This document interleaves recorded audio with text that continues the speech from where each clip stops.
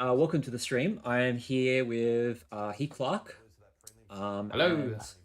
and this is the federal budget 2026 bingo. Um, Yeah. Welcome everybody, and Welcome.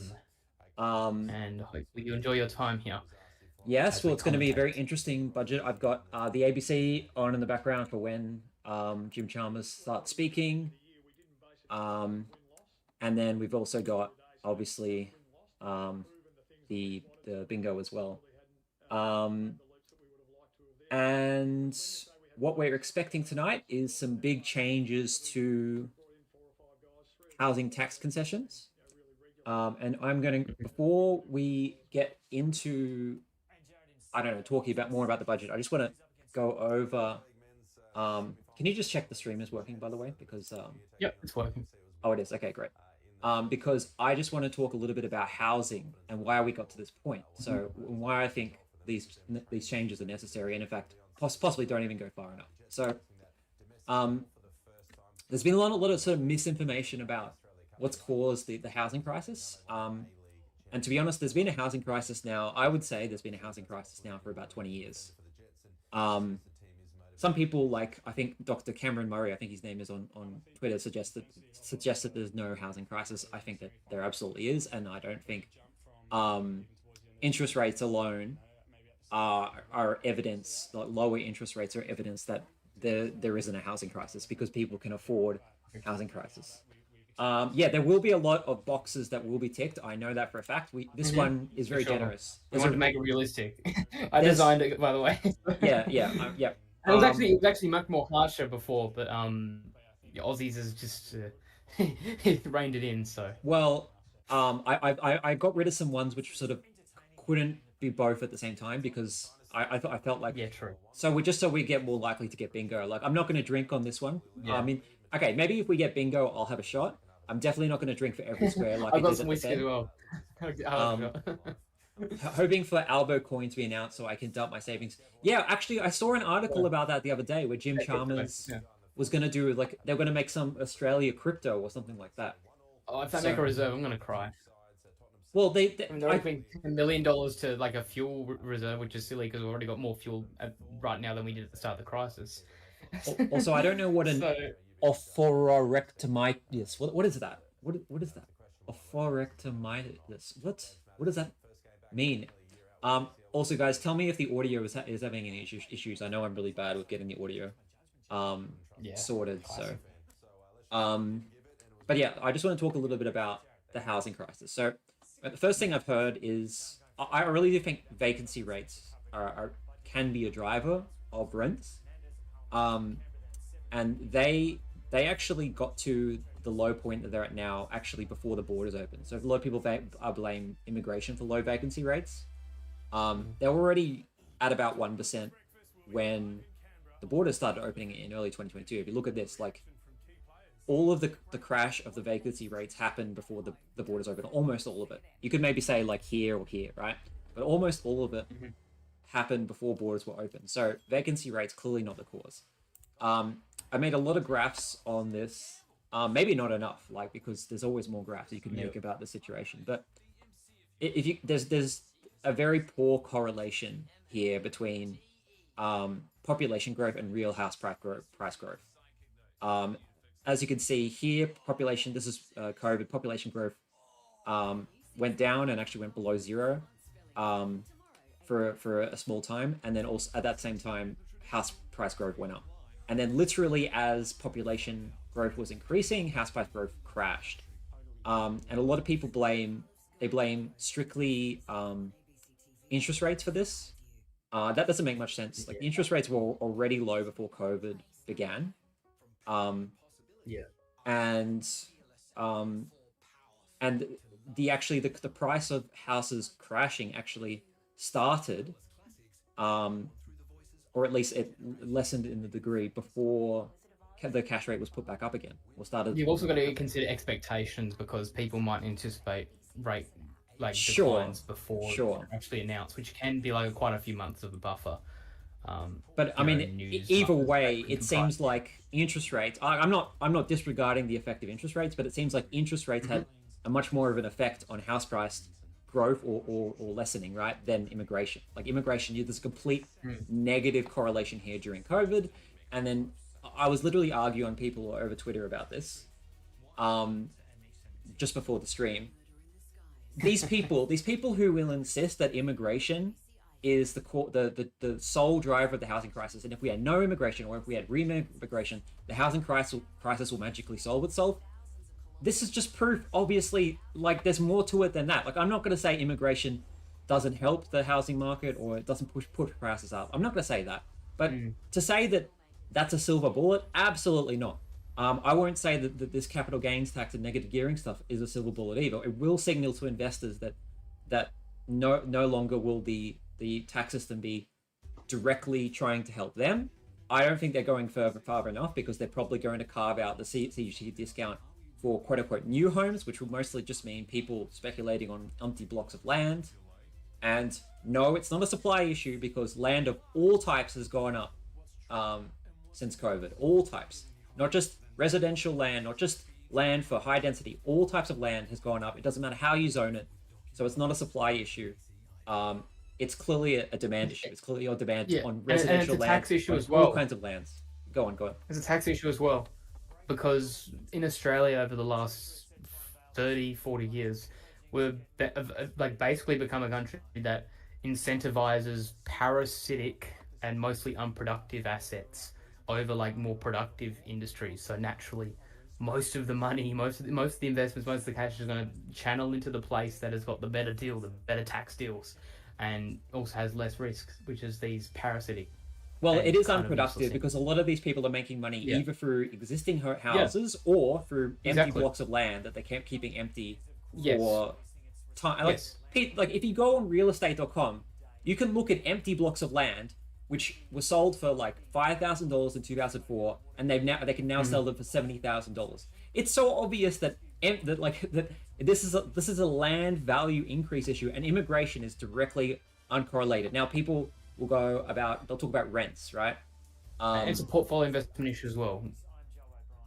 That's the bigger picture. But well, yes, I've been investing in stocks because I know that the housing market is going to be wiped. I mean, I think at the very least we're going to see a somewhat of a crash of housing prices after this. We'll get onto the totality stuff later, but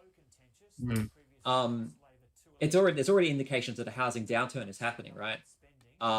Yeah. Now, if you look at rents, right, a lot of people bring up rents for immigration. There's a way more of a correlation between the cash rate and rents. So I suggest that because of the fact that we had these very low vacancy rates, which again were low before the borders opened. They didn't actually increase when the borders opened. They were actually low before. And also building activity has been up since September 2023, by the way, but that's regardless. I would suggest that because of these very low vacancy rates, it basically means that people who own an investment property who have a mortgage are free to put up their rents as much as they want because there's very little competition. People aren't freely able to just go to a different rental property if their rent is too high, right? So these people, they literally just passed on their mortgage increase, their mortgage interest increase to renters, and that's what's happened. This takes into consideration, this is real rent, which takes into consideration inflation. It reduces inflation from the rents. And there's immigration opens up here. Rents don't start actually increasing for quite a while, actually. Not until the cash rate goes up. There's a much better correlation with the cash rate. So, look, I do think that the reduce in immigration likely did have an effect in lowering rents at first, but when it came to the rental increase, it really does seem like the cash rate increasing has more of a correlation. Also, if immigration was a huge rental driver, how does that account for the massive rental increase in low population growth and low immigrant population cities and towns? Yeah, absolutely. Some places with high vacancy rates have high rental growth as well. If house prices don't drop, I'm investing in Aussie coin, which might be a thing because I did see an article about there being some kind of coin. I'm just gonna like roll in my grave like prematurely if the government's gonna like establish a crypto reserve. It's just it's like it's not even a place of Story Valley. It's a transactional system ultimately that's the proper goal for crypto. It's not a place to store value. It's too volatile. Even some of them, like the more safer currencies that I think slowly appreciate, if they did do it, sometimes it would be appreciate. basically an alternative to buying bonds. I guess I don't know. I don't know. It doesn't. Yeah, like Just, maybe they could have like a mechanism there, but even then, like it's just it's the volatility of it. Like with government bonds, if they issue them themselves, they can set the prices of them and set the rate. Well, set the rate of return on them and stuff. But crypto is just a wild beast. They so can't control. so this is just a like you could just see like there's a lot of talk about literally the immigration caused the housing crisis. Uh Mm. what about this? What about this massive spike? This is during COVID. This is when borders were closed. Our population increased only like a measly little bit. Look at this. You're saying Mm. that the housing crisis was caused here, but not here. Like this is when borders were open. This was March 2022. This is when borders opened. Prices went down actually, adjusted for inflation, right? But then you're saying that the housing crisis was caused here, but it wasn't caused here when borders were closed. So how does that make any sense? How is this the cause of the housing? How is this the cause of the housing crisis and this isn't? Yeah. And what's even funnier is that when you adjust it for inflation, house prices, at least in December 2025, are actually lower than their peak before borders opened. Mm. So you like there was a housing downturn actually literally when borders opened, right? And then it's been going back up again a little bit. But house prices now, adjusted for inflation, are actually lower than before borders were open. So clearly, immigration is not the real cause here. It's I mean it's obviously what happened here is a bigger cause. I'm not saying that immigration didn't contribute to this rise, especially when we had high interest rates at this point in time. But I also don't think that this was all to do with interest rates either, because if we go back to a graph that shows interest rates, the cash rate before COVID, this is December 2019, cash rate before COVID was 0.75 and it went down to 0.1. Okay, look, that's a drop. I'm not saying that isn't a drop, but that's not a huge drop, right? It was still already really low. What were you saying, sorry? Yeah, it was the lowest in history. Well, it's the lowest in history, sure, but it was still already extremely Exactly, low that's the thing. before COVID. That's the thing. Um, the more investors sell, the more renters will be able to buy, taking pressure off rentals. Well, that's exactly right. And people, Mm. if people say the line that, oh, I'm just going to put my rent up, right? Or oh, higher capital gains tax is going to lead to me putting off selling, right? So if you have an unproductive asset and you're not selling it, doesn't that sort of fly in the face of literally what capitalism is supposed to say? It's meant to say capitalism is meant to work that if somebody has an unproductive asset, they get rid of it, they sell it, or the price goes lower, right? Necessarily. Not necessarily. Well, What do you mean by what do you mean by unproductive asset? Do you mean well, something doesn't? okay. What So do you mean by that? the idea in capitalism, one of the capitalism mantras is rich people who have a lot of wealth, right? That wealth will eventually be redistributed if it's not used productively, right? If it's not creating jobs, if it's not creating more profit, that they will eventually turf that if it's being unproductive. So that's Necessarily. why wealthy people don't hoard, according to these people, right? They don't hoard wealth because if A it's lot of them do. unproductive, they don't want it, right? Yeah, but okay, but No, if no, you no, but a lot of them do, like casinos, pawn shops, and resale shops. You know, places that don't really employ many people, places that don't really provide much back to society, and in the housing market with speculation buying and people well, buying that existing spits in properties. the face Like of there's a massive capitalism, amount doesn't of foreign investors.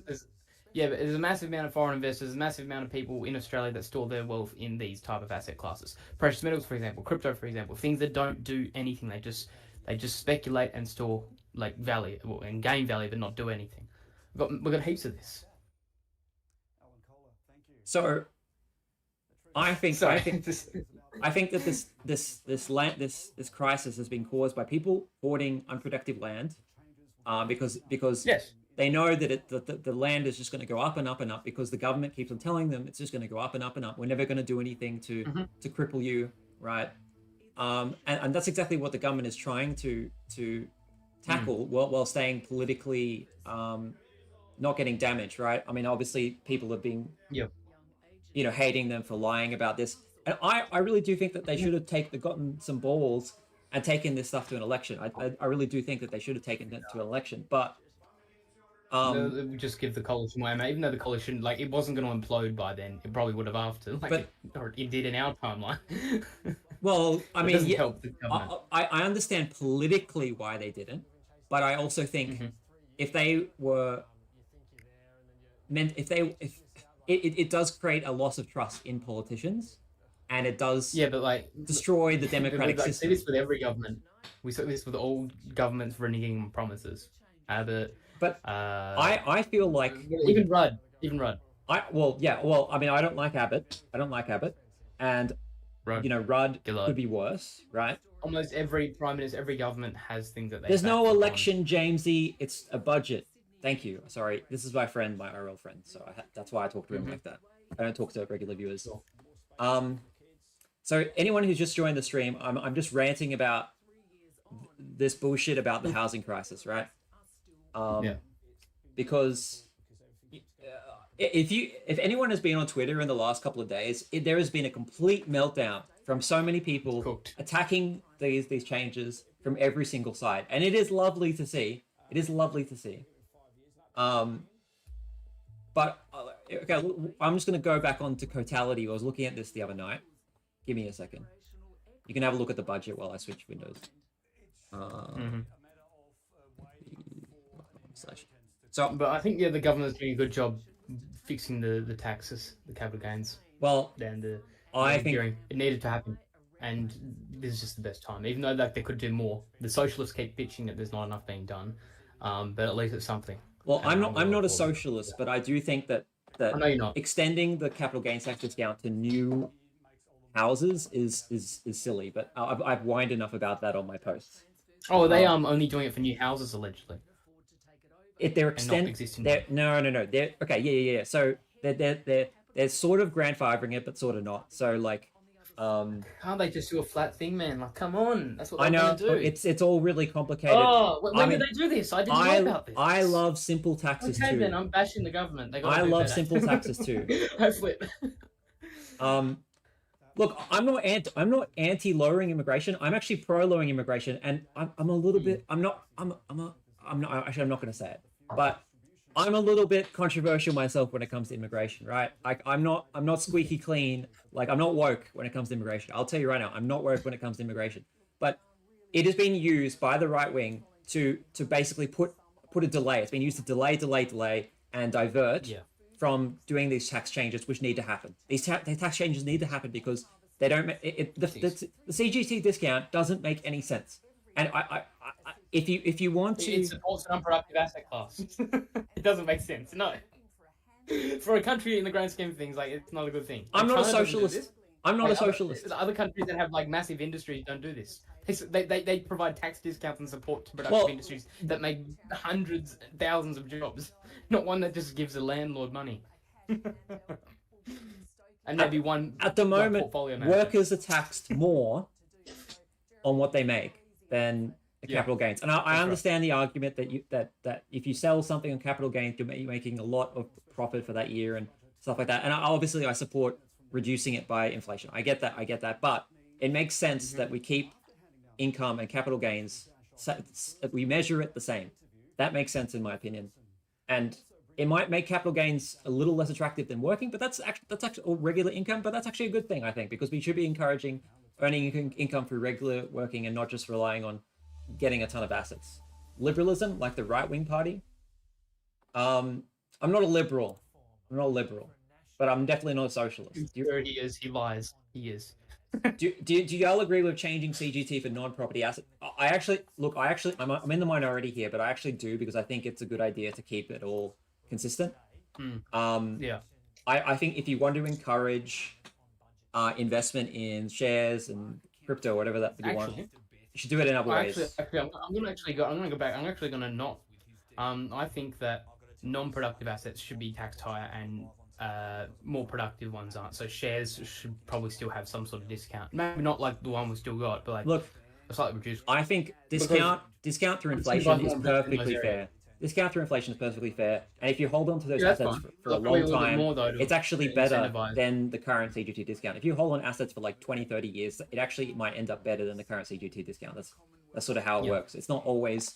I mean, there's a lot of people on Twitter trying to like fudge the numbers to make it seem like all doom and gloom, but I think that a lot of that is bullshit. Anyway, so Catality, right? I'm going to go on to the daily back. So I looked at this the other night. But basically, since November, middle of November last year, Sydney and Melbourne have been in a downturn. I do think that some of these other places have slowed a bit. It looks like they're coming to sort of, especially Perth. Perth went up like a ton, very, very much like a mining boom and bust kind of place. And I think it has started to slow down a bit.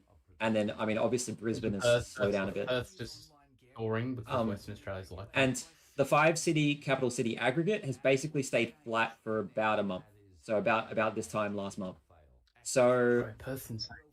I actually think that I'm actually surprised that we haven't got what I've been looking for this whole time, which is all 4 of these to go down on a single day. I'm actually surprised because I really thought that investors would be very scared about these changes. This is making me think that maybe the housing crash won't be as bad as I initially thought. I thought it would be pretty bad. Might not be as bad this time. Maybe it's because there's been a lot of talk on social media about like how this is only going to increase rents and landlords can just pass their rent on to people and it's going to hurt supply and so prices will actually go up, blah blah blah blah blah. So I think maybe the right wing media has done a pretty good job at not using the argument that this will crash house prices. They have not used that as a reason to not support these. I have not heard them say that, oh, we're not going to support these because this will crash house prices. In fact, they've said pretty much everything else. So I think that has helped dampen the sort of the fear of reform for some of these things. But I do think things are still going to go down over the next couple of months, especially with interest rates going up. So back to back triple, isn't it? Could you say that again? Sorry. Back to back triple interest rate rises, yeah. Probably, yeah. Yeah, because I already got 1 or 2 now, 2. So search our political spectrum with conservatives and progressives. Are you talking about the political compass? Oh no, not these. We're in a budget. We're in a freaking budget live stream, bro. We all know that Labour are centre right. Dividend. All right, I have been in an edit war with the people on Wikipedia. Oh no! Don't bother with Wikipedia, bro, unless you're gonna write like an article about me. Well, you say it won't happen, Jark Andrew 5, but we literally are already seeing a housing downturn in Sydney and Melbourne. So, I mean, you're saying a housing crash won't happen. Okay, I don't know what you define as a housing crash, but we've already seen the biggest cities house prices go down. Somebody said in the chat it's places where houses are under 700k have no stamp duty. Well, yeah, I mean, some people have blamed the 5% thing for why in some of these like quote unquote cheaper places they've seen house prices continue to rise. But I think Melbourne, there's a lot of places that are under the threshold to get the 5% deposit scheme. And we're still seeing Melbourne prices a dip. And I really do think this is because of the tax changes that the Jacinta Allen government have made to make investment not as pretty. And I think with Sydney, I'm not sure exactly about what's the cause of the downturn here, but I mean, Sydney was already like extremely high and has been for years and years and years. Yeah, so, it's just peak, man. It would be great if there was a reduction in house prices. Well, there already is. In Sydney and Melbourne, there already has been a reduction in house prices. So yeah, but it's a small amount. In grand scheme of things, like if you look sure. if you look over like 40 years, yeah, well, you're right, but I mean, there's no indication that this is going to change anytime soon, and the government is already making changes to the tax system, and interest rates are only going up. So, I mean, here's hoping this continues. Honestly, I thought it would be worse for the housing market than it is. I thought the expectations would be, but there has been, as I said, there is an argument against a housing crash or a massive downturn. That's a negative equity crisis. Well, I mean, it won't. People's loans are worth more than their actual house, and so as a result, people become poorer, it will be good, spend less, and the economy starts to decline as well. That's the problem. It would be good and bad for the government if there is a housing market crash, because obviously negative equity is a problem. I think the government can swoop in and save some of those people. but it's still going to be an issue.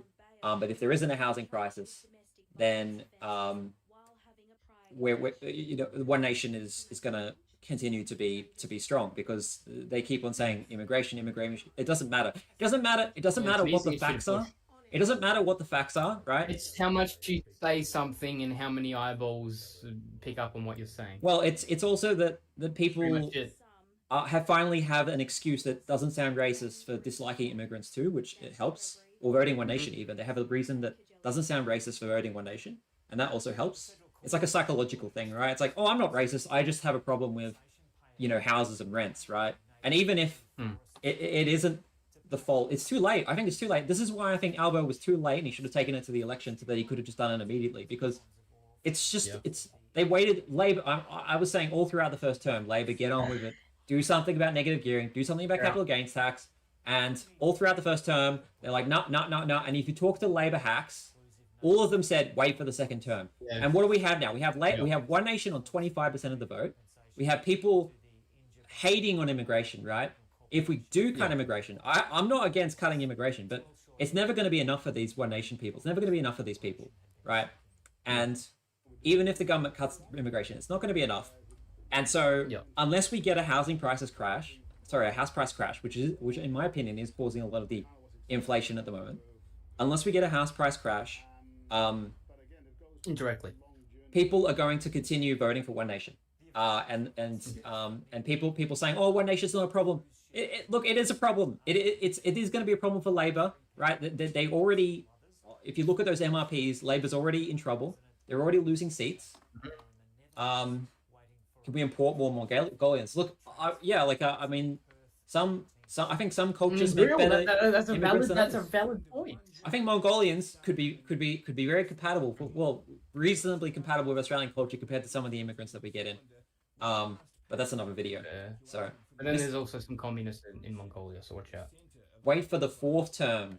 Check your hearing, my friend. Well, I am surprised. Wait for the fourth term. I am surprised they're getting around to it now, especially after the last election where they completely. And now before the budget starts, I just want to quickly talk about Canada because all of these anti-immigration people have always said, oh, they cut immigration in Canada and it's fixed the housing crisis. Well, this is real residential property prices for Canada, and since 2000. I wouldn't say this is a fix. I would say that this is still 3 times. Like, remember, this is adjusted for inflation, right? Their house prices are still three times they were in 2000. So I don't think Canada has solved their housing crisis by basically. I think they've got a net overseas migration in the minuses, right? They're going for recovery though, so things are turning the right way slowly. Well, I mean, sure. If that actually but it hasn't. That might not fall it hasn't solved the housing crisis. I would call solving the housing crisis getting down here, not back up to here. What is solving the housing crisis? Getting it back to here, getting it back to where it was in the 90s, not like back to what is this 2017, where it was still many really people high. are going to lose money on that though. A lot of people, large percentage of the population. A lot of them are investors, boomer, who will be fine.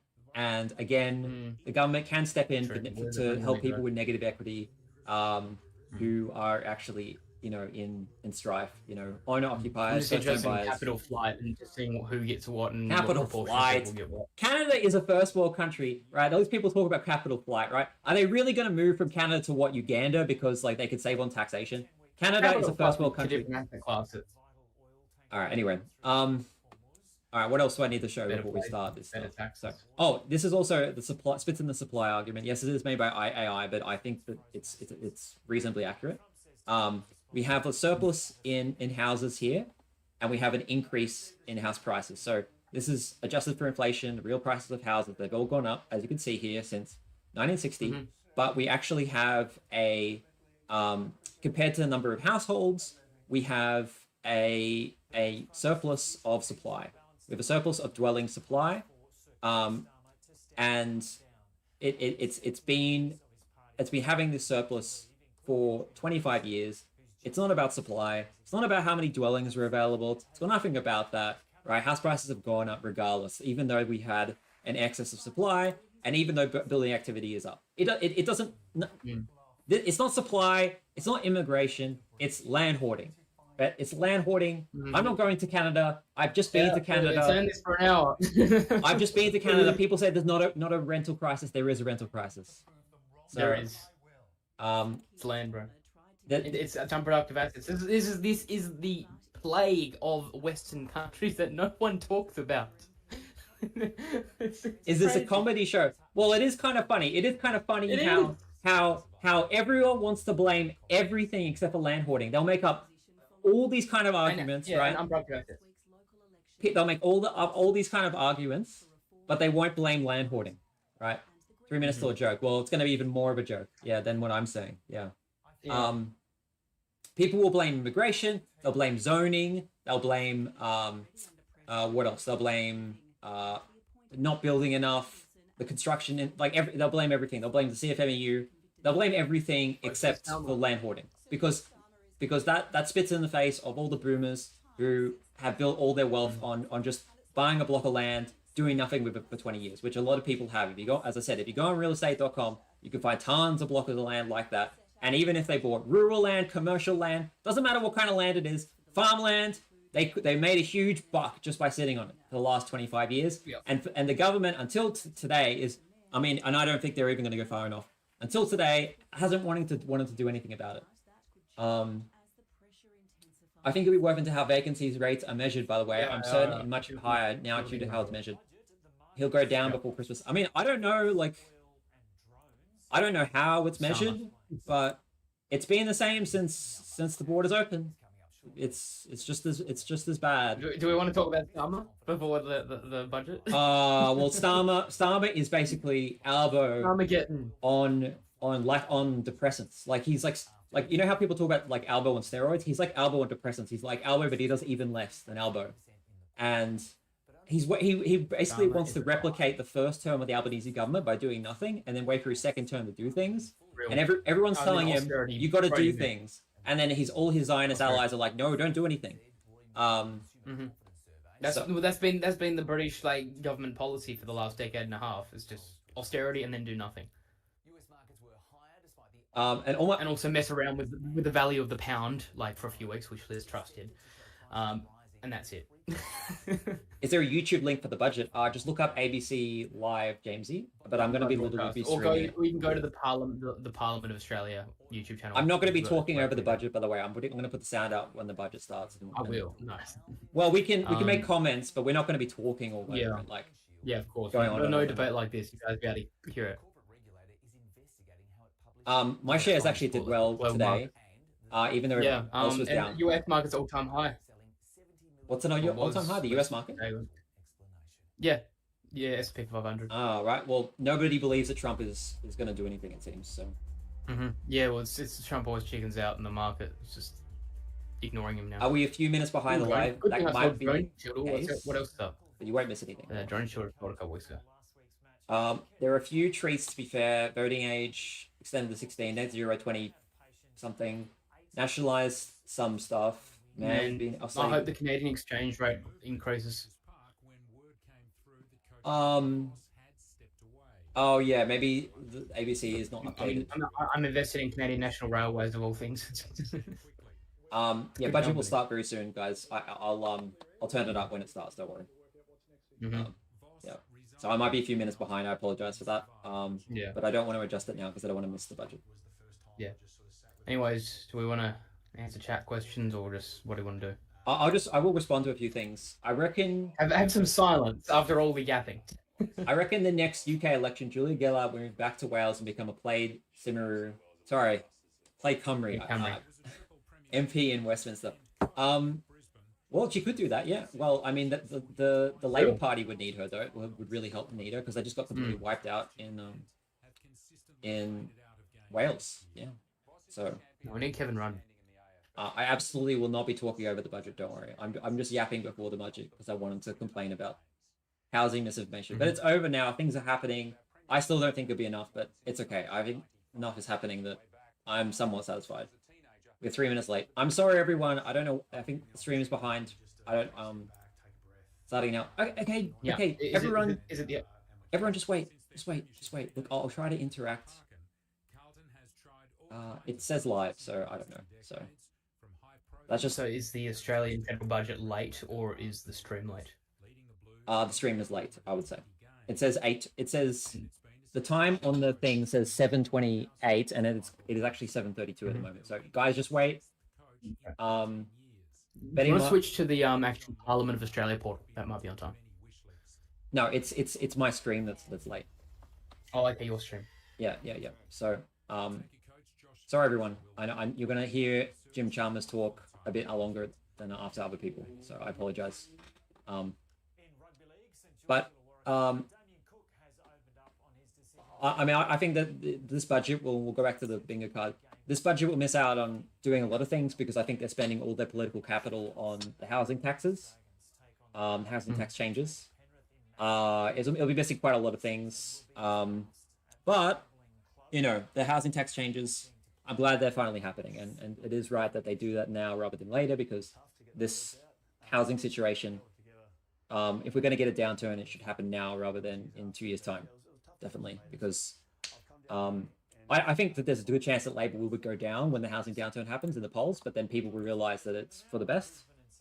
And that's when they will, and I will put the volume on now. There's more on the ABC News app and on ABC iView. We'll head back to Parliament House in Canberra now for the ABC's special coverage of Budget 2026. Here's Jeremy Fernandez. Is it responsible? Bingo. No. The Treasurer, Jim Chalmers, is moments away from handing down the federal budget. In the background, you can hear what they call the bells, summoning members to the House of Representatives to listen to what is one of the most significant documents of the parliamentary year. This comes at a time of conflict and great economic uncertainty. Households across the country are feeling the pain of rising prices from an energy supply shock caused by the war in the Middle East and 3 interest rate hikes in a row, the last of them announced just a week ago.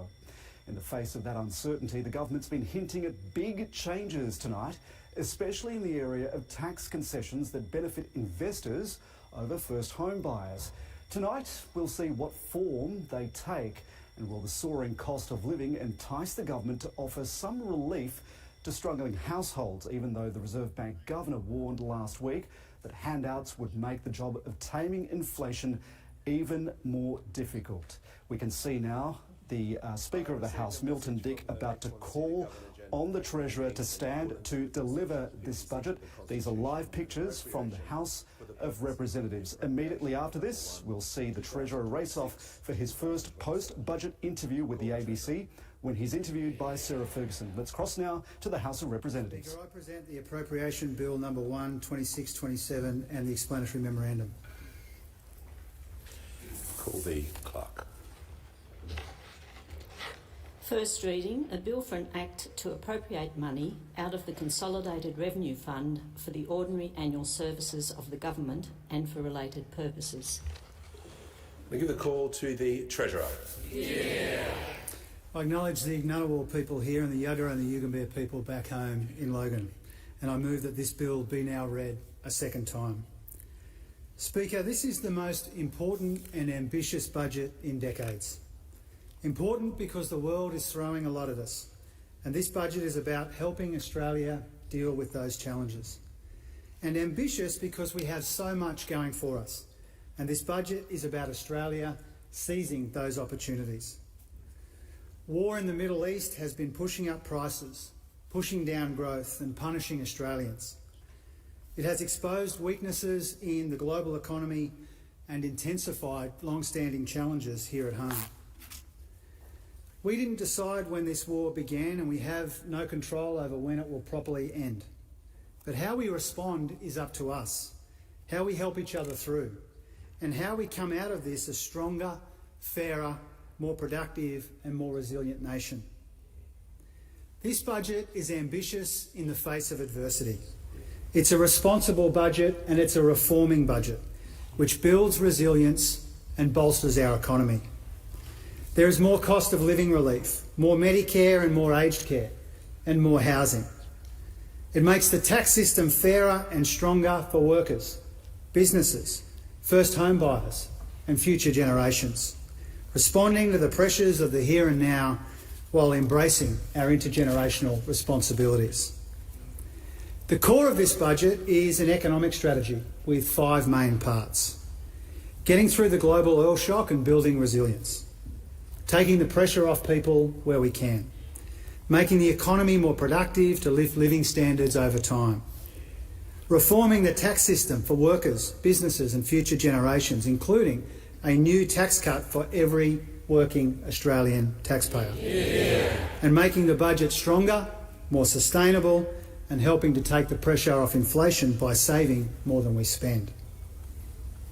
Speaker, we are dealing with the 5th economic shock in less than 20 years. The conflict in the Middle East and closure of the Strait of Hormuz has disrupted the global economy and the global outlook. Oil production fell by 8 million barrels a day in the first month of the war, almost 8 times more than any of the oil shocks we've seen since the 1970s. The global oil price started the year around $60 and has now been above $100 for the bulk of the past 2 months. A third of the world's seaborne fertiliser has been stuck, putting pressure on food production, food security and supermarket prices.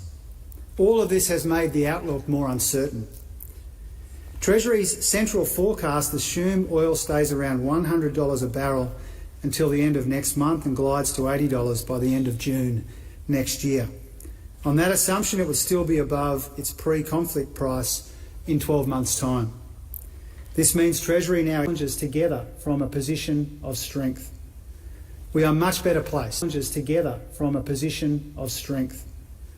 We are much better placed and better prepared than most countries to deal with this global crisis.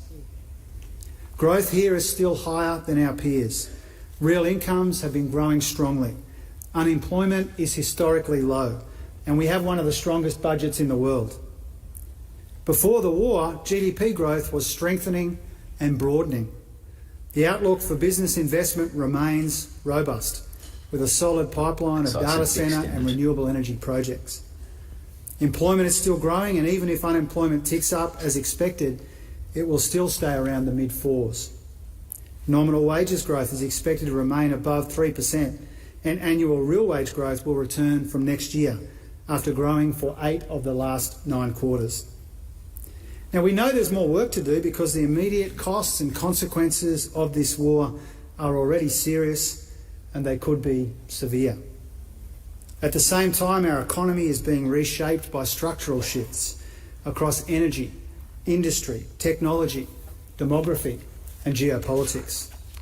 And we have long-standing challenges when it comes to our productivity performance, our housing market and our tax system. This budget is about getting us through the global oil shock and taking pressure off Australians, while building a stronger economy, a better tax system, a more sustainable budget and lifting living standards for our people. Speaker, we are responding to the biggest oil shock in history with a comprehensive $14.8 billion plan to secure more fuel, strengthen our supply chains, build resilience and take the sting out of prices. Yeah. The Strengthening Australia's Fuel Resilience Package will deliver more fuel for drivers and industry, more fertiliser for farmers and more fuel security for our economy. Its centrepiece is a $10 billion investment in immediate fuel supplies and a permanent Australian fuel security reserve to get the fuels and fertiliser that we need. Yeah. We're helping businesses and manufacturers bolster supply chains with $1 billion in interest-free loans through the National Reconstruction Fund and incentives to get more freight moving on trains and ships. Targeted support for electric vehicles, building more charging stations and heavy vehicle reform are all investments in our long-term fuel resilience. We'll produce more fuel through our $1.1 billion Cleaner Fuels program, backed with reforms to our low-carbon liquid fuels market to support demand. We're reserving 20% of gas exports for Australian users, so there's more supply at lower prices. Yeah. And we're making more progress on our Future Made in Australia agenda, supporting mining and processing through our Critical Minerals Strategic Reserve and investments in domestic smelting and manufacturing. Speaker, we understand that this crisis is adding to the cost of living pressures facing Australians. And that's why we are taking some of the sting out of global price rises by more than halving the fuel excise, reducing the heavy vehicle road user charge to zero, putting petrol companies on notice by doubling the consumer watchdog's maximum penalties and ramping up enforcement and monitoring, giving businesses a bit more leeway at tax time if they're facing fuel supply problems, and continuing to make it easier and quicker for small businesses to get access to credit if they need it. Speaker, immediate relief from the fuel crisis is coupled with lasting and responsible cost of living measures. This government cut taxes 2 years ago. We're cutting them again this year and next year too. Tonight we're proud to be delivering another round of ongoing tax cuts for Australian workers. Yeah. We will put more money into the pockets of 13.3 million workers with a new $250 Working Australians tax offset. Yeah. It will begin from the second half of 2027 and be paid each year after that, ongoing and automatically, in your tax return, just like the instant deduction that we are rolling out as well. This offset is targeted to workers and it represents the most meaningful, permanent increase to the effective tax-free threshold since Labor increased it more than a decade ago. Yeah. Altogether, our 5 different tax cuts will benefit the average worker by up to $2,816 in 2028. Averaged out over the year, our 3 tax cuts, our instant deduction and the new offset are the equivalent of up to $54 back in the average earner's pocket each week. Now, the $6.4 billion tax offset is the biggest cost of living measure in this budget, but it's not all we're doing to support families under pressure. As a Labor government, we will always invest in Medicare and cheaper medicines and public health so Australians get the care that they need and when they need it. This budget includes another $25 billion for public hospitals. We're also investing $5.9 billion to list more medicines on the Pharmaceutical Benefit Scheme so Australians continue to access life-changing medicines at cheaper prices. One example is cutting the cost of treatment for cystic fibrosis will save some Australians around $250,000 a year. Medicare urgent care clinics reduce out-of-pocket costs because more bulk billing means less pressure on household budgets and emergency departments. By July, 4 in 5 Australians will live within a 20-minute drive of one of the 137 clinics around the country. We're permanently funding every one of them with $1.8 billion over the next 4 years and about $500 million every year after that. Speaker, Australia's long-standing housing shortage is making homes unaffordable. This challenge hits young workers and families hard, and we're addressing it from every responsible angle. The reforms in this budget will lift our total investment in housing to a record $47 billion. We're levelling the playing field for first home buyers with 5% deposits and tax reform to help more young Australians into their own home. We'll invest another $2 billion in the power, roads and drains that we need for new housing developments, which will help around 65,000 new homes over the next decade. We're working with the states to cut red tape and planning delays, which could unlock tens of thousands more. We're extending our ban on foreign investors buying existing homes to take pressure off the market and helping to fix the youth housing penalty to secure homes for 4,000 young people at risk of homelessness. Yeah. Speaker, these housing reforms go to the very core of our budget strategy, dealing with the very real pressures on people right now while taking responsibility for the challenges facing the next generations. The shocks from around the world are coming at us faster and more frequently. And that global uncertainty is not a reason to delay reform. It's why we must move with urgency and with ambition. The challenges coming at us, the opportunities ahead of us, and the better future that Australians deserve will not wait for a time when all is quiet in the world.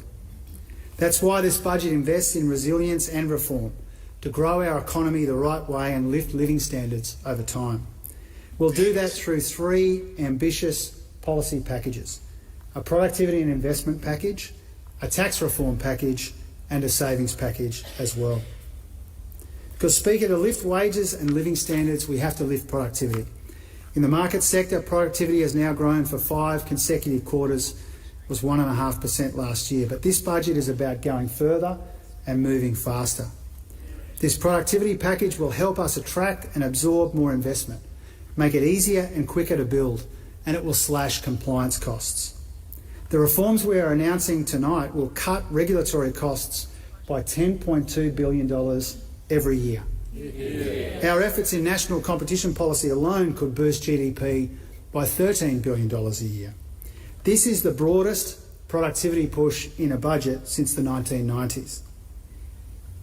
Speaker, our productivity plan starts with incentivising investment and innovation through the tax system for businesses, startups and venture capital. We're cutting the unnecessary red tape holding us back, including $780 million every year in the financial sector alone. We're also making tax time simpler for small businesses, which will save them 376,000 hours a year.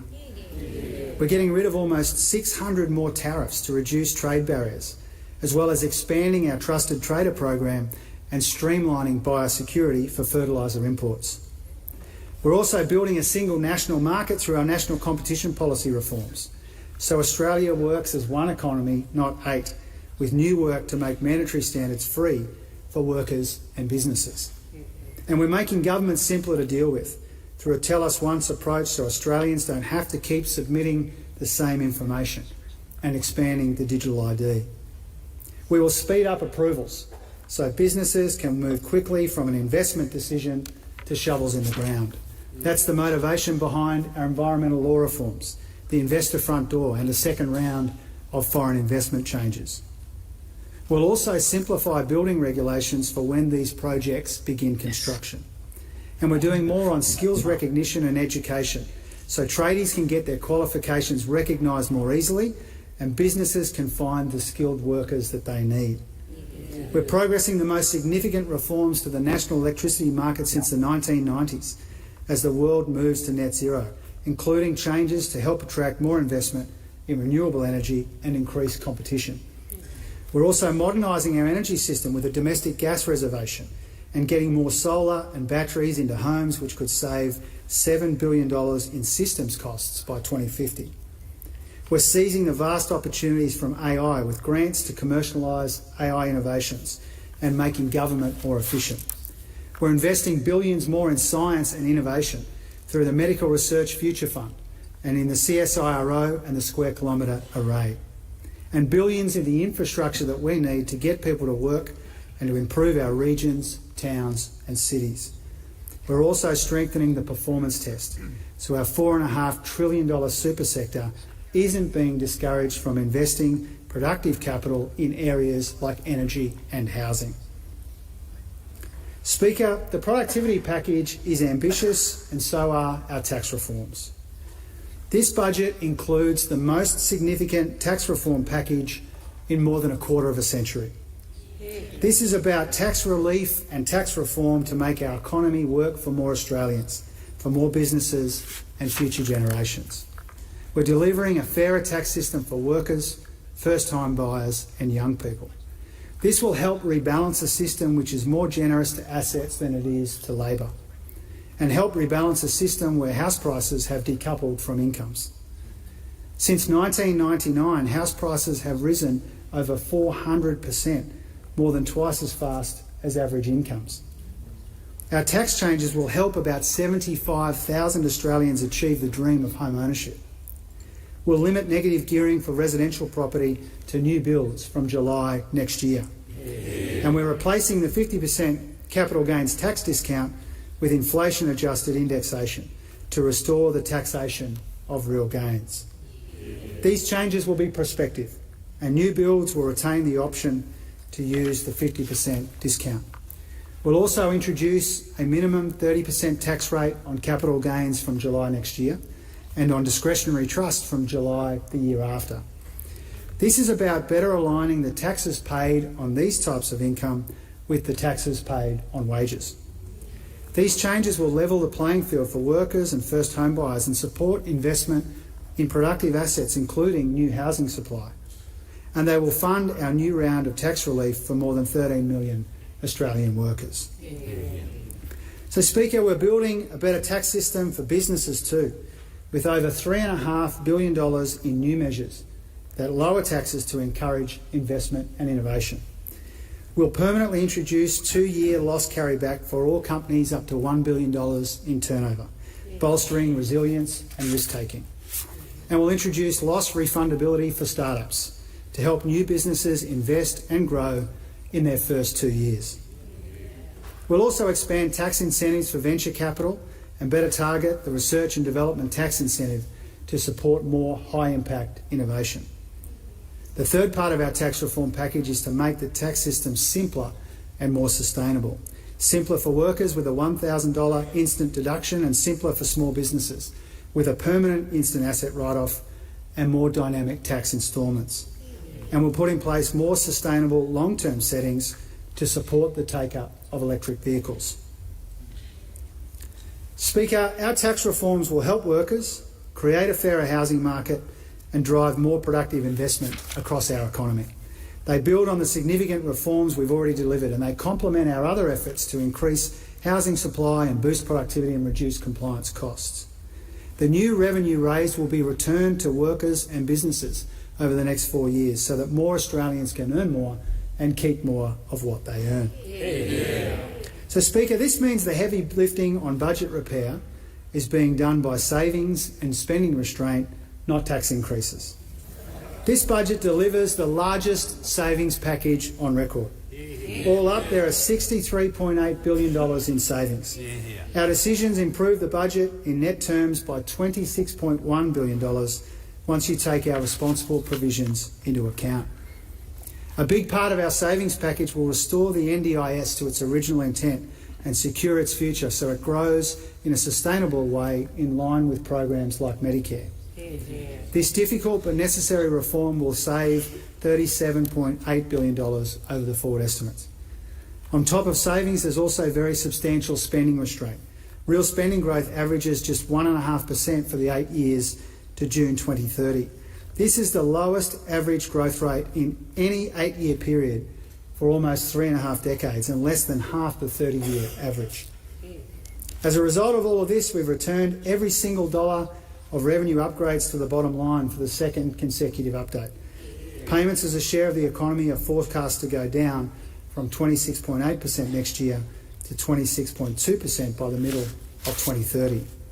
Now, this responsible economic management means that the budget deficit next financial year is $2.8 billion lower at $31.5 billion. The bottom line is better in every year over the forward estimates and the medium term.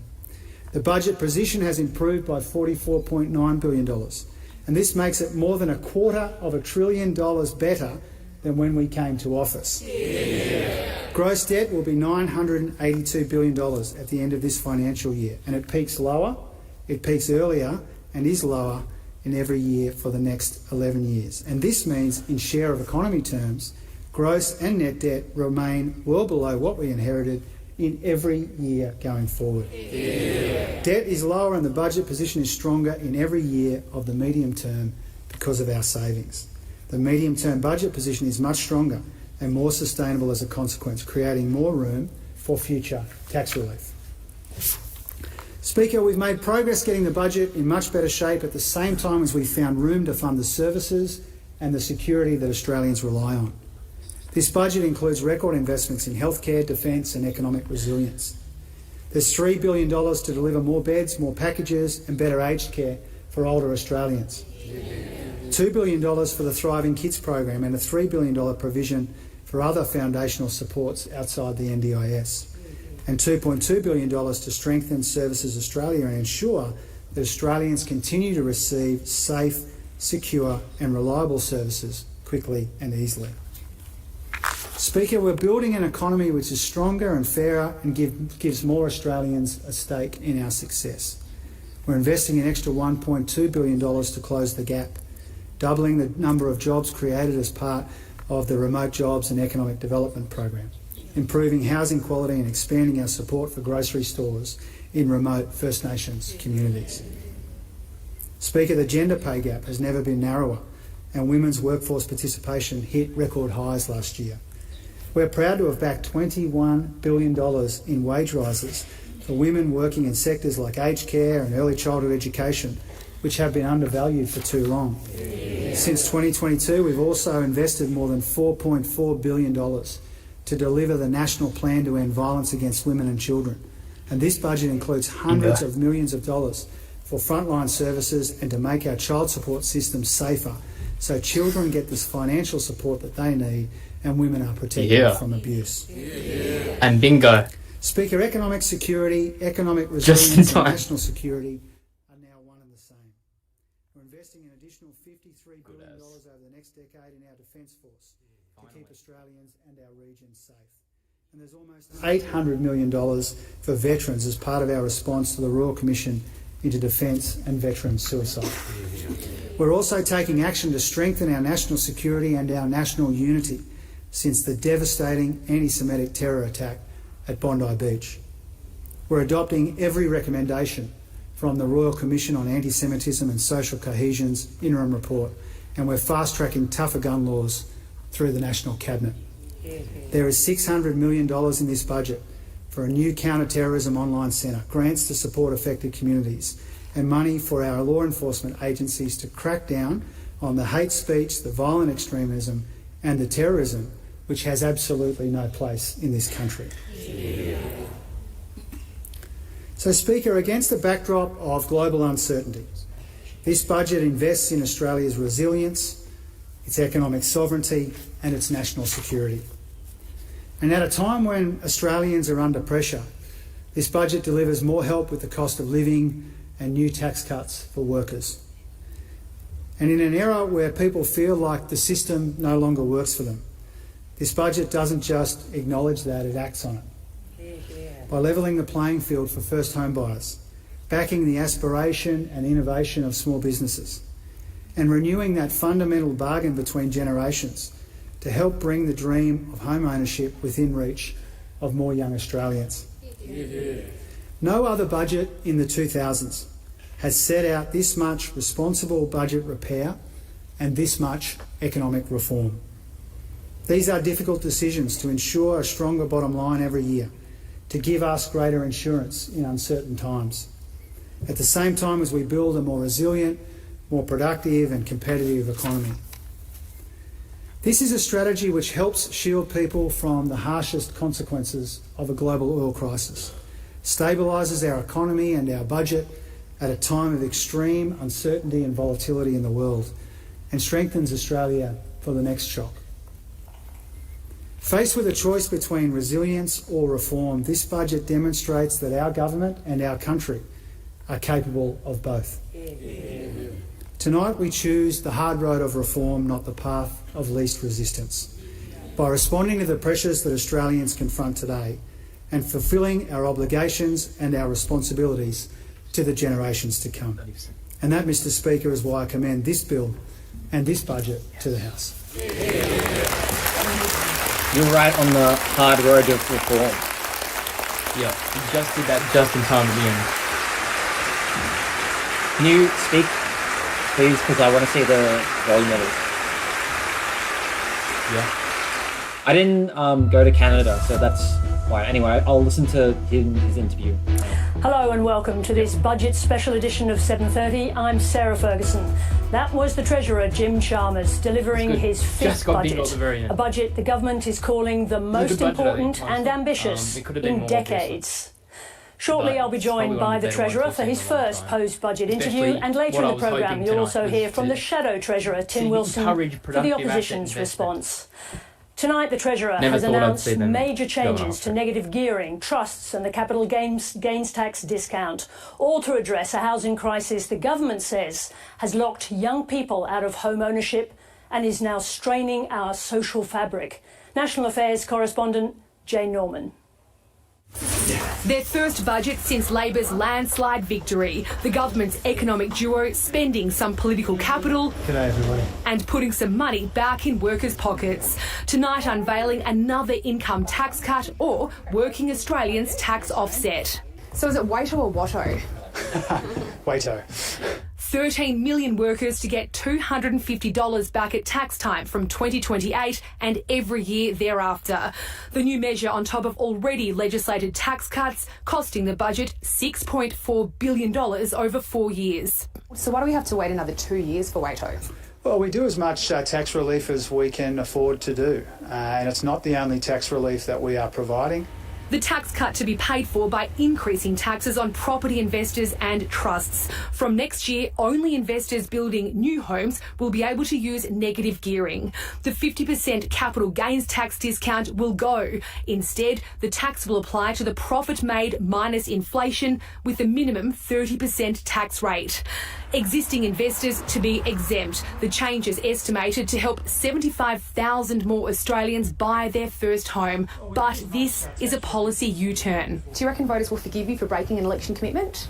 The easiest thing in the world would be to leave these tax breaks in place exactly as they are, but it's locking too many people, particularly young people, out of the housing market. And so we've come to a different view for the right reasons. Property prices won't fall according to Treasury, but they'll grow more slowly. Rents expected to rise by $2 a week. Family trusts also targeted. From 2028, the tax on distributions to be lifted to 30%. All up, the 3 tax hikes to raise $8.1 billion over 4 years. The aim to rebalance the tax system. So that people who work for a living and earn wages are not treated substantially differently from people who make their income in other ways. The government's income is up. GST revenue $1.7 billion higher than forecast this financial year. The petroleum resource rent tax up $400 million. Both thanks to the conflict in the Middle East that's forced the government to spend billions cutting the fuel tax until July and building up Australia's fuel reserves. But there are some big savings. $36 billion cut from the NDIS and billions more axing a private health insurance discount for over 65s and reducing the use of contractors and labour hire companies. The combined effect improving the budget bottom line. This year's deficit is slightly lower at $28 billion. The budget to remain in the red over the forward estimates with a glimmer of hope beyond that. Treasury forecasting a surplus in a decade. Net debt expected to climb to $767 billion by 2030. The budget is stronger, the deficits are smaller and debt is lower. Inflation's now expected to peak at 5% this year, slowing to 2.5% from next year. Wages growth forecast to increase to 3.5% at the same time, meaning a real wage rise for workers. But there's a big but. If the Iran war continues, Treasury's warning inflation could remain persistently high, even hitting 7% if the price of oil doubles. Heavily dependent, heavily hostage to developments overseas. The war slowing economic growth too. It's been revised down to a sluggish 1.75% next year before rising again. Despite that, the jobless rate forecast to hover around 4.5%. One more figure worth mentioning, 54. That's the number of times the word uncertainty features in the main budget book. Tonight's budget comes amid roiling unrest and uncertainty, as Jane just mentioned, here and across the world. A febrile political and economic environment the government says demands bold reform. 7:30's political editor Jacob Grieber has this analysis. Ever since its stunning election victory of a year ago, supporters and critics alike have begged the government to use its thumping majority to take more political risks. Tonight's budget is Labor's biggest roll of the dice since coming to office 4 years ago. It has embarked, in its own words, on the most consequential tax reform package in a quarter of a century. This is more than hyperbole. The political and economic risks of what it's undertaking are considerable. But if it works, Labor hopes its changes to the taxation and distribution of wealth will set it up for a third term and offer voters a counter-narrative against rising populist politics. It seeks to balance immediate challenges, fallout from the war in the Middle East by spending billions on energy resilience, and an inflation dragon by largely avoiding the temptation to shower short-term sugar hits on struggling households, with the long-term challenges caused by an ageing population, weak economic growth and a tax system the government argues favours older Australians with accumulated wealth over working-age taxpayers who are struggling to form families, buy homes and pay off debt. The centrepiece of Jim Chalmers' fifth budget is a shake-up of negative gearing, capital gains tax and family trusts, most of which the Prime Minister ruled out on dozens of occasions leading up to last year's election.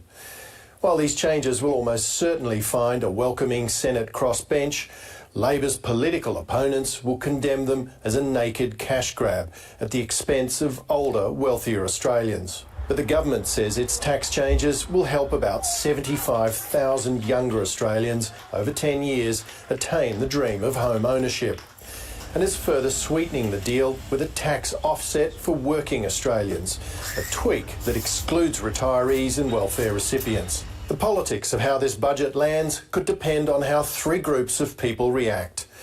The first are those who've been baying for the Prime Minister to spend his political capital.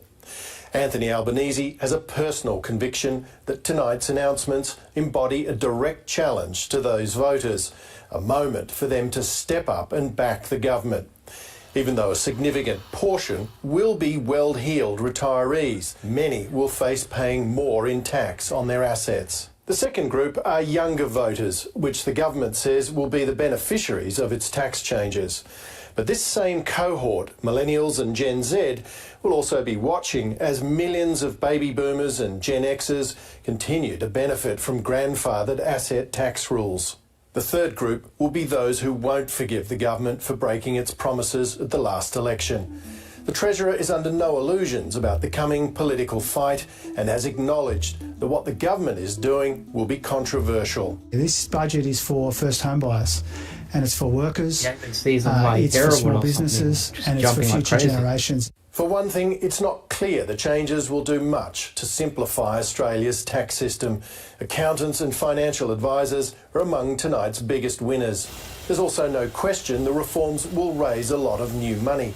Indeed, Treasury calculates the tax package will improve the budget bottom line by $77 billion over the next 10 years. And the government should get credit for making plans to curb spending growth, particularly in the NDIS. But the question for the Reserve Bank will be whether enough is being done in the short term to cool inflationary pressures. More broadly, the ultimate question is whether governments can break promises and still prevail.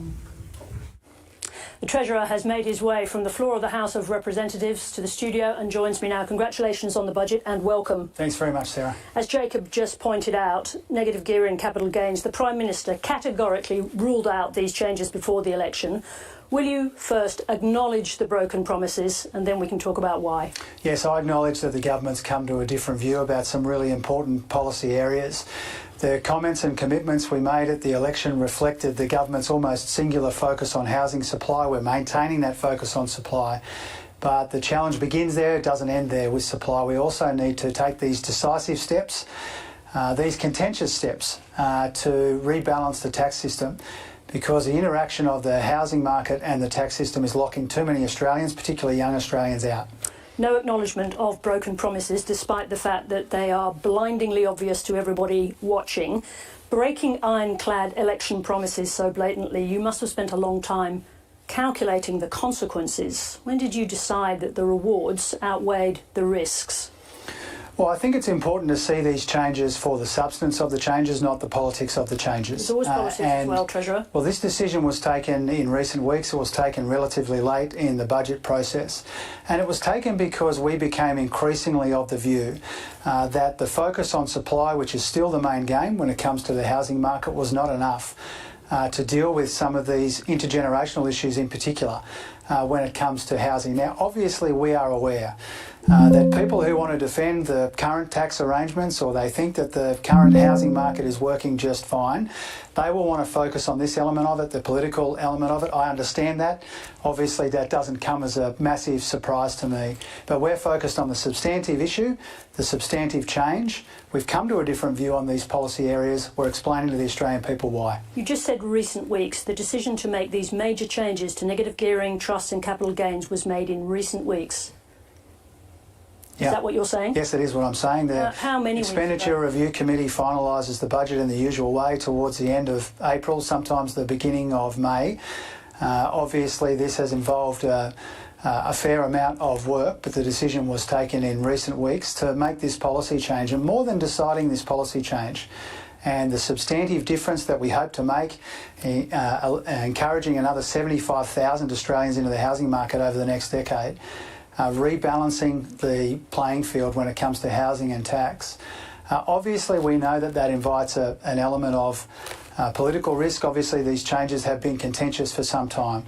And so you asked me before, would I acknowledge that we've come to this different view? We have. But we've come to this. The question was about broken promises. Well, we've come to this different view for very good reasons, and I'm here to explain to your view as well. Yeah. Now, you are presenting this as a major change, quite reasonably, rebalancing the system, the whole system, in favour of workers and in particular young people.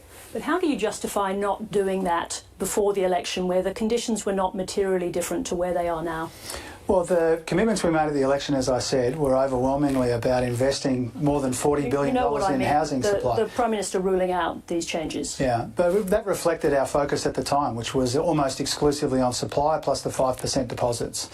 And they were the positions that we held at the time. It's become increasingly clear to us that if we continue to kick the can down the road on some of these difficult policy changes, which have been ignored in our tax system and our housing market for too long, then that would make life harder and lock more Australians out of the system. And so we had a choice. I mean, fundamentally this budget was a choice.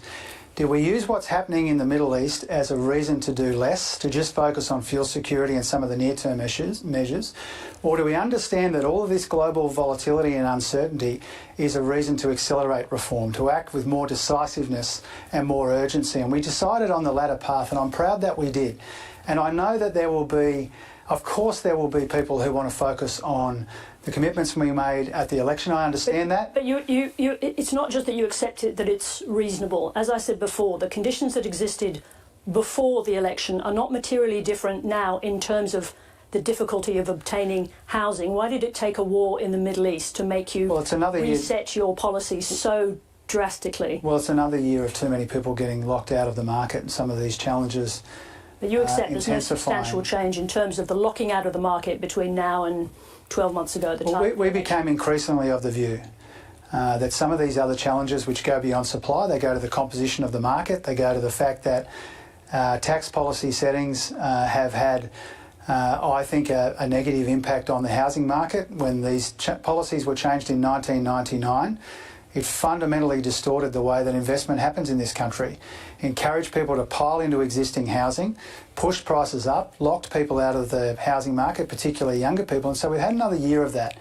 And these challenges will become more and more serious if we neglect them for longer, and that's why we came to a different view and changed our policy. In the end, is the calculation also that hundreds of thousands of young voters will care more about getting access to housing than they will do about the notion of trust in politics? Is that the calculation also? Well, I think that people care more about the substantive issue and the substantive change. That's my personal view, and it remains to be seen. There will be people very focused on the politics of the last election campaign. I understand that. It's also a question about integrity. It's not just politics with a small p, it's integrity in politics, isn't it? I think people will be most focused on the positive change that we're making in the tax system and in the housing market. It has obviously involved a level of political risk because we come to a different view. And I've said in recent days, and I really mean it, one of the reasons I'm here taking these characteristically difficult questions from you, Sarah, is because I do understand when you come to a different view, you have to front up and explain why, and that's why I'm doing it. We respect that. Will there be fewer homes built because of these policies, as the Prime Minister said before the election when ruling out these policy changes? We have to look at our housing package in its entirety.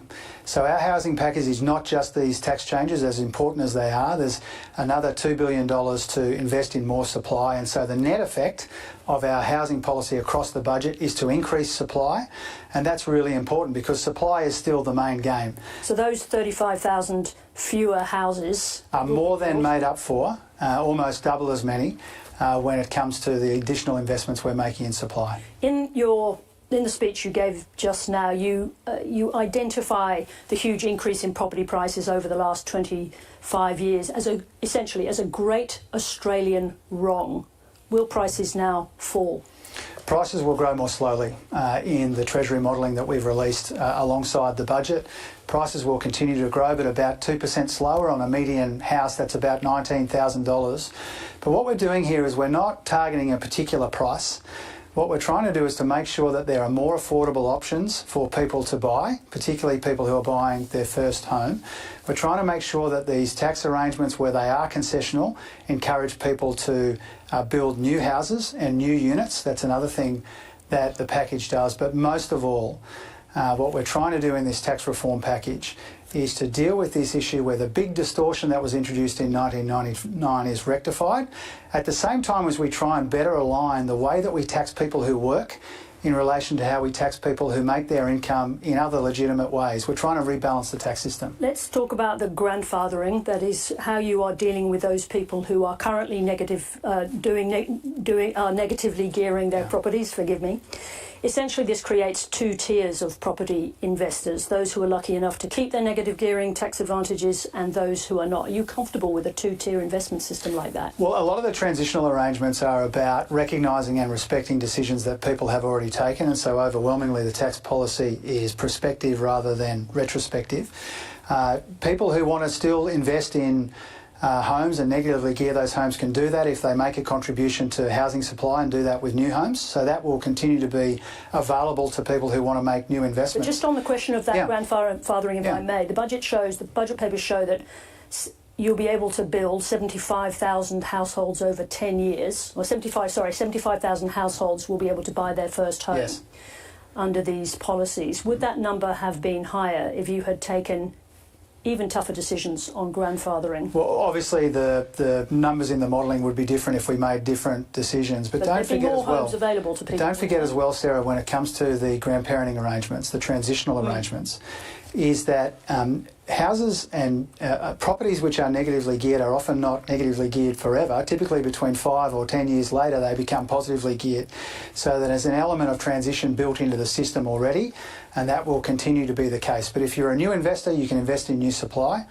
But what we're doing here is making a meaningful difference to the number of people who can get into the housing market for the first time. That's our objective. Let's talk about some of those most vulnerable people in that category, that is renters. Will these changes mean fewer rentals and higher rental prices? Well, once again, you've got to look at the housing package in its entirety. We have presented some modelling around rent and we have presented some modelling around housing supply, but that's only for the tax changes. And we're not only changing the tax system when it comes to housing. So the net effect of the extra homes will put downward pressure on rents, even as the tax changes make a modest difference in the other direction. So it depends on all of the pieces working together, but you will get, in the short term, you will get slightly lower, you will get higher, there'll be fewer rentals available and slightly higher prices. Not in its entirety. You have to look at right across the budget. You can pull out any one change. What matters is the net effect. We're building more homes, that will put downward pressure on rents. There's a new tax offset that people will get in 2028. Is that delayed in order to avoid stoking inflation, as the Reserve Bank Governor has repeatedly warned against? Look, partly, but that's not the main reason. The main reason is to align it to when we're raising some of this revenue through some of these other changes that we are talking about. We provide tax relief in all kinds of different ways, 5 different ways to cut income taxes, but we have to do that in a responsible and affordable way, and in this instance it's by aligning it with the other revenue measures in the tax reform package. And what that means is we're actually returning the revenue from those difficult tax changes to workers and to businesses over the forward estimates, and that means that where we're seeing all this budget repair, it's not being done by the tax reform package over the forward estimates, it's being done by our responsible approach to savings. I've got a question to you about that, because your tax package appears to improve the budget's bottom line by $77 billion over 10 years. Is that how much extra tax you are taking? That's the 10-year period. Over the forward estimates, it is broadly neutral, and over the 10-year period, what we've put in that medium-term projection assumes that there's no more returning of bracket creep. There will be more tax relief. But the $77 billion figure that you cite is accurate. It is creating more room for us to return more bracket creep over time. But the main driver of that very significant and very substantial improvement in the medium-term budget position is actually from our savings. By the end of that 10-year period, the contribution of savings is 3 times the contribution of our tax reform. So once again, The heavy lifting on budget repair is being done by spending restraint and savings in the budget in important areas like the NDIS. If this budget is framed to some degree around social cohesion, the need to change the housing arrangements, particularly for young Australians, because of the contribution that is making and will make towards social cohesion. So how do you explain a net migration number that will be higher than expected for 2 years, given that that will put pressure on housing? Well, first of all, on the specifics of the net overseas migration numbers, they've come down by 45% from their peak. So we have very substantially managed down net overseas migration. What direction are they heading in the next 2 years? The two smallish revisions to net overseas migration are about fewer departures rather than a spike in arrivals. And even after that, they are still down very, very substantially from the surge that we inherited from our predecessors. That's still putting pressure on the housing market today? We're taking pressure off the housing market by taking a serious approach to housing. Our predecessors didn't do that. Now, you've asked me about social cohesion. One of the things that worries me most about our society is this idea that too many people have that we can't let take hold in our society, which is that a fair society is a feature of our past but not a feature of our future. One of the things that keeps me awake at night, one of the defining motivations in this budget, is we have to make the fair go the defining characteristic of our country in future generations, not just in past generations. Do you also, at the same time, have to level with young people to whom you are making this grand offer that we will never go back to the kind of ratios we saw between housing prices and wages in the past? Do you need to tell them that at the same time? Well, it remains to be seen, but the efforts that we're making in the budget, the difficult, contentious decisions that we've taken... That ratio's gone up 9 times, so we're not going back to If you look at past. house price growth since the Howard change in 1999, house prices have gone up around 400%. Income has gone up by about half of that. The Howard Costello changes decoupled house prices from incomes, and that's a problem. And no Treasurer has sat here on budget night and done more to address that particular challenge for a quarter of a century than this Treasurer. Just on the issue of budget repair, your promised committed budget repair in these papers, of course, depends to a very large degree on the extremely difficult task of fixing the NDIS. Will you be tough enough to hold the line when it becomes clear how many needy people are being excluded from a scheme that had promised to support them? Yeah, and the reason why I'm confident about that is because we believe in the NDIS and we're trying to save it from itself. We could not have a sustainable scheme that was growing as fast as it was, and so as big believers in the scheme, big supporters of providing a level of care that people need and deserve in our local communities. Should you be essentially putting an asterisk on those budget papers? It's a very ambitious change. Your budget repair depends on it. There's a lot of people who think that it's unrealistic that you'll reach those figures. Well, it is an ambitious change. It's an ambitious budget, and this is an ambitious government. And we couldn't sit by and let the NDIS costs blow out to the extent that they were. Spending will still grow, but much more slowly. I pay tribute to Mark Butler and Jenny McAllister and the other colleagues for the work that has gone into this. This is a really important part of the savings package, but more than that, it's a key economic reform. The way this budget has been interpreted is that tax reform is a big part of it. It is. Productivity package, big reform, it is. But also in the NDIS and in budget sustainability, there's a number of important reforms there too. We're also sitting on Australia's weakest productivity growth in 60 years, I think. 2 terms, 5 budgets. That's on you, isn't it? Well, hang on a minute. The weakest decade for productivity growth in the last 60 years was the coalition decade. In the last year, we've seen things turn around in welcome ways. In the market sector, 1.5%, overall 1%, that's higher than the 20-year average, but it's not enough to deliver the higher living standards that we want to see for more of our people and lift the speed limit in our economy. So there's a very broad and ambitious productivity package in this budget to grow the economy and lift living standards and wages over time. I just want to loop back to the idea of promises and integrity. Do you accept that even if these changes are very well received amongst young voters, no one will believe a promise from this government ever again? Well, I'm not sure about that. I mean, I think that the most important thing, genuinely, is if we come to a different view, we explain why. And the most important thing beyond that... Would it help if you acknowledge that these were broken promises? It's such a simple formulation that you keep avoiding. Well, I don't think I have. I mean, I've taken responsibility for the fact that the government has a different view now than it had 12 months ago. I do take responsibility for that. and that's because I've come to a different view on these policy changes. I'm explaining why. But more important than any of that, let's not lose sight of the actual issue that we are addressing here. Now, the easiest thing in the world would have been for me to sit here and rationalise to you why we hadn't made any of these changes. That would have been so much easier than explaining why we have, but it wouldn't have been the right outcome. For 75,000 Australians who would stay locked out of the housing market, it wouldn't have been the right outcome for workers who continue to be treated in an inferior way to people who make their income in other ways legitimately in our economy. And so I'd rather make the difficult decision and explain why than take the easy decision and escape some of these questions. Treasurer, congratulations again on your 5th budget, and thank you very much indeed for joining us this evening. I appreciate it. Thank you, Sarah. Thank you. The signature reform tonight was the widely expected changes to negative gearing and capital gains tax, changes the government says will make housing more accessible to younger Australians. Here's economics reporter Tom Crowley. Surprise, after endless speculation, we thought we knew what was going to be in this budget, and we were in the right postcode, but there's a lot we didn't expect. Let's start with negative gearing and the capital gains tax discount. No surprise to see this has been reined in. It has long been in Labor's sights. And if you want to know why, just look what happened when John Howard made the capital gains tax discount more generous way back in 1999. Rental losses exploded, not because landlords were doing badly, but because all of this could come off your tax bill. And then, when you sell up, you could make it all back and then some. Treasury says 1 in every 3 people paid less tax than if they'd never owned a rental. Tonight, the government is declaring time on all of that, literally. If you have a property already, you can keep negative gearing it. But for future purchases, you can't use it to write down your wage income unless you invest in a new build. Any capital gains you've already made, keep the old discount. But for any new gains, the clock starts ticking from next year. And that's true even for homes bought before 1985, which until tonight were not subject to capital gains tax at all. From next July, that changes. A grandparent who's held onto an old home for decades and is now renting it out will start accumulating a tax liability for the first time.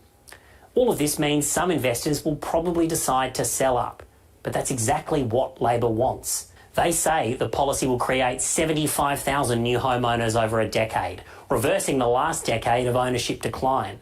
But every one of those new homeowners buys from an investor that has been chased out of the market by higher taxes. That's the trade-off at the heart of this policy. Labor could have created more winners if it hadn't grandfathered, but it would have created an equal number of losers. Now, there's even more in this budget that we didn't expect. This does not just apply to properties, it applies to shares as well. But to make up for that, there are new incentives for businesses who take on risk, especially startups. There will also be a 30% minimum tax on discretionary trusts, which Labor is arguing are the preserve of the wealthy, who do get most of the benefit. And some of the money will come back to workers in the form of a permanent tax offset of up to $250, but only for wages, not for investment income. That's the message of this budget. It's a declaration that the tax system is too generous to passive earners and too harsh on wage earners. Will that change?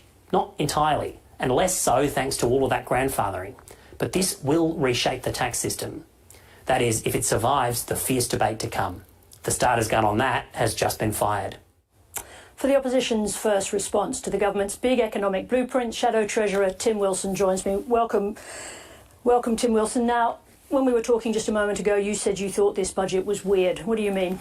Well, at the end of the day, the government has put forward a budget that's about broken promises, higher taxes, lower living standards, and fewer homes. We set 3 basic tests for this budget, which was to restore standard of livings. The reality is standard of livings have gone backward under this government. Real wages have gone back by 3% over the life of this government. We set the test around building Australia's security. It has less spending on defence, from 2.1 to 2% of GDP. And we set a test that was fundamentally about making sure that we saw a better outcome for Australians and honesty in the budget. And the problem is there has only been 1 point of honesty that we've seen in this budget, which is we have seen 35,000 fewer homes being built over a decade and higher rents. When you talk about honesty, do you need to read that off your notes? No, there's just a lot of numbers in this context at the moment, Sarah. And the reality is we're seeing fewer homes being built, 35,000 of them being built over the decade, while we're seeing an increase in the overall number of people who are arriving under migration. House prices have grown 400% in 25 years. That's the figure that the Treasurer used in his speech. Do you accept that the government has to pull all levers in a crisis of that magnitude? I don't accept that the government should be doing things on the basis of broken trust, and that's the problem with what this budget is. Do you accept that there is a crisis for young people getting access to ownership? There is a challenge around young Australians being able to buy their own home. The solution that the government is putting forward is to build fewer homes based on their own data and to see an increase in rent. I refer people to the Treasurer's interview just now, who made a case about it being the whole of the housing policy have to be seen in a whole. But just to correct you slightly on that, but that's available to people. The Treasurer says that tax changes will deliver housing.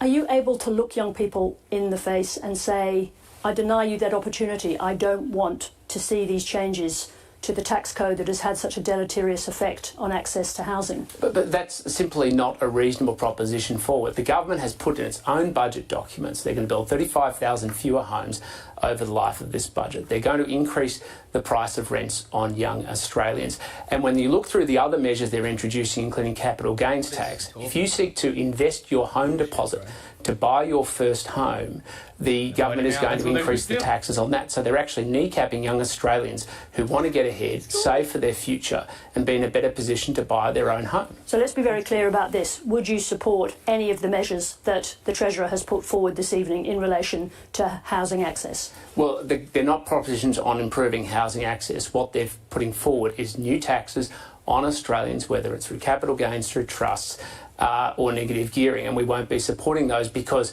by the government's own admission, it will lead to fewer homes being built for young Australians to be able to get into the property market and increase the price of rents, while also, on their own projections, overshooting the number of people who are coming in a migration program. So, to be clear, categorically, you will not support any of these measures? We won't be supporting these measures because it fundamentally undermines the pathway for young Australians on their own data to be able to buy their first home. Now, also presented tonight, 13 million workers will receive a $250 tax cut with their Working Australians tax offset, which they receive in 2028. Do you support it? So we do support this measure because ultimately Australians need to be able to be protected from the consequences of Jim Chalmers' active inflation agenda. But let's be realistic. Every time the government puts forward a measure like that, it's outstripped by inflation. The tax cuts they gave at the last election were stripped out by December. The tax cuts that are being proposed by this government will ultimately be stripped out by the end of this year. So until they get their spending under control and stop inflation, Australians will continue to be worse off. You've accepted that there is something of a crisis of access to housing for young people. So what have you got on offer to combat what the government is putting forward now? Well, the Leader of the Opposition, Angus Taylor, has already flagged that we'll be announcing a series of budgets in our measures in the budget on Thursday night, and particularly around tying a relationship between building of construction and, of course, migration, which is in direct opposite to what this government is offering, which is 35,000 fewer homes while concurrently overshooting their own migration forecasts. Do you support targeting negative gearing in its present form, or should it stay exactly as it functions at the moment? Well, we won't be supporting the proposed changes. Sure, but what about negative gearing more broadly? Do you think it should stay untouched? Is that your message to young people in Australia tonight? Well, it's simply dishonest to correlate it to housing construction in the way the government's seeking to, except that it leads to fewer houses being constructed by their own budget documents, 35,000 new homes being built over a decade as a consequence of the changes they're being put forward. And it will lead to higher rents. The government's own documents admit that. So if we're being honest about the budget circumstances, we need to acknowledge that there is a real and direct consequence of the proposal they're putting forward. How do you think your constituents tonight will feel looking at you, your younger constituents looking at you tonight? Do you think that that's what they want to hear from you, that there should be no tinkering with these tax settings at all? Well, I think what they want is to be able to get ahead, to put themselves in a position to save for a deposit, to be able to buy their own home. And we know that supply is an essential part of this of increasing housing availability. Instead, what the government has done tonight is broken a series of promises, so there's no trust left with this government anymore. And in addition to that, they're going to build 35,000 fewer homes while increasing rents and taxing first home deposits if they're invested. Tim Wilson, thank you very much indeed for joining us. Thank you. Now, Ian Verinder is the ABC's chief business correspondent. He joins me from Sydney. Ian, as we heard there from Tim Wilson, the government has clearly picked a fight on its changes to CGT and negative gearing. So why is the government doing this now, and will it work? Well, Sarah, politics and economics are just welded together. And what we've seen across the developed world in the last few years is a flight of voters from the centre to the extremes, the left and the right. And we saw it on the weekend in Australia as well. It's happening here. Now, in Europe and the US, it's been largely the result of globalisation and changes to industry and the workforce. But here, I think there's a palpable sense of disenchantment amongst particularly younger voters who think that they've been locked out of the system, that the economy offers them really very little. They've got no chance of ever buying a home. And they see that the tax incentives that have been in place for the past 25 years have essentially driven prices well beyond their reach. Now, of course, delivery here, Ian, is incredibly important. We are talking about a series of propositions that are broken promises from the Prime Minister before the election. So seeing this policy work is incredibly important to the credibility of this government for its remaining time in office. Is it your assessment that these changes will make a fundamental difference to access for young people to housing? Not immediately, no. I mean, this is going to be a very long and drawn-out process. I mean, the government's own estimates are that prices will be around about 2% lower than they otherwise would have been. Some in the industry say around about 1 to 4%. But I think if you look at just the numbers themselves, Treasury estimates that about $13.5 billion in revenue has been foregone because of these tax incentives, and the clawback from the changes tonight will bring back about $3 billion of that. So that's because of the grandfathering, but it gives you an indication of just how long this is going to take to try and unwind this situation. Ian, thank you very much indeed for your analysis tonight. We'll look forward to reading and hearing more from you in the days ahead. And that's the programme for this evening. Our budget coverage continues now with a special edition of Insiders with my colleague David Spears. Thank you very much indeed for joining us for this part. Good night. All right, I'm not going to watch Insiders. I will keep it on in the background though. Sarah, good evening and welcome to a special. If you guys want to watch night. Insiders, you can go watch it. But I'm going to go. I want to discuss the budget papers and stuff with Heath and with you guys in the chat, of course. So I want to look at this 30% minimum. I'm really confused. Actually, well, hang on, let me just save this video. Is this a 30% minimum on just capital gains? That's what it sounds like. Yeah. Hang on. Yeah, they've got a floor. That's a floor.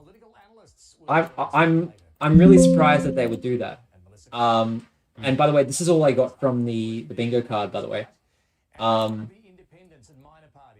did you actually get bingo? Like, did you find bingo? Yeah, I got bingo. I mentioned it. So it is defense spending greater than 3% of GDP. That was already known before the budget. Oh, is that actually was that in the is that part of it? It's part of the overall thing. I'd have to probably calculate for this year specifically. But like, does it say it in here? I'm wondering. So let's see. No, it doesn't. It doesn't refer to the specific. It's probably in the budget document. Okay? Let's just let that one slide so we get bingo. You really want to get bingo? You really want me to have a shot? Is that what you really want? Yeah. Yeah. And they did mention difficult decisions as well as intergenerational equity. You can always run through the Treasurer's speech through ChatGPT. They actually mentioned it. I don't remember. Okay, well, whatever. I'm gonna have to take your word for it. But okay. Yeah. But before I get plastered, I just want to look at this. There's a lot to. I didn't say bingo. He said bingo. Okay, don't put it on me. Okay. There's a lot to go over here, and I'm wondering about. I don't think he mentioned crypto, but this 30% minimum tax on net capital gains. It doesn't say anything about like as well as it being the discount only being for inflation. So I'm so confused. It's so a minimum tax on net capital gains. So even if you make like say a $500 a year and that's your only income on capital gains, right? That you still get taxed at 30%. Is that how that works? That's minimum tax. No one can avoid it. That's a flat Except if you're on income support payments, including age pension recipients, will be exempt from the minimum tax. Come on, pension. So that means if you're on Centrelink, you don't pay the 30% minimum tax. Oh so, yeah, that's fine. Yeah, but what? Okay, so this means that that somebody, let's say I buy a share, right, in whatever, and then after 10 years, I'm like, oh, I don't want to pay this 30% minimum tax, right? Let's say I'm gonna get like $20,000 from it or something. I don't know. So I quickly get on Job Seeker, right? And then like that also weighted on the assets you own and the existing value of it. But like, can't I just cheat it by getting on like Job Seeker or something? No, because to get on there, I'm pretty sure you get your asset and income. Yeah, no. With Job Seeker, it's liquid assets, right? And there's a waiting period. That's all it is. Okay. It's not cash in hand. So I feel like this is going to be. That would take a long time though for like something like that to stack up. Not sure if you have that many assets you'll get on the dole. Well, okay, well. Yeah, no, but like I'm saying that like if somebody wants to make like, I don't know, 20 grand a year, right, off selling something, there's an incentive then to get on the dole, so you don't have to pay this minimum tax. If you're like that wealthy. Sorry? That much of a gain. It can be kind of difficult to get on there though, if you're already that wealthy. Well, the problem is not to get on the age pension stuff and all the other things related to old people. The problem is not whether it's like easy or difficult. It creates sort of like a reason to skirt around the tax system, or like it creates like an extra incentive to go around the tax system. And what also makes it this weirder is that the 50% discount, the 50, you get to choose. Where is it? Job seeker payment is asset tested longer than income test. No, but that's not what I'm saying. Job seeker payment is market value of you and your partner's assets. Yes, but there's let me speak. You have like a $300,000 asset. If you've got under $300,000 of assets, right, not including the family home, you can still get on Job Seeker, and the waiting period only applies to liquid assets. So it only applies to cash in hand, right? So you absolutely could get on Job Seeker, right, just to skirt away this 30% minimum tax. Include assets defined. Exclusion from the minimum is still inflation adjusted. Minus. I mean, when I got onto like the student allowance thing, I had to do like an asset test as well, like what shares I owed and stuff.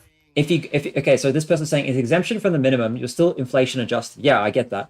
And Job Seeker is only given to those who can't find work. If you quit your job and sell, ATO and Gov can still go after you. Yeah, they can go after you, but you could say like I'm on Job Seeker, and then you can skip this minimum 30% tax. And then it remains to be seen. I don't think they can do that. And then here we go.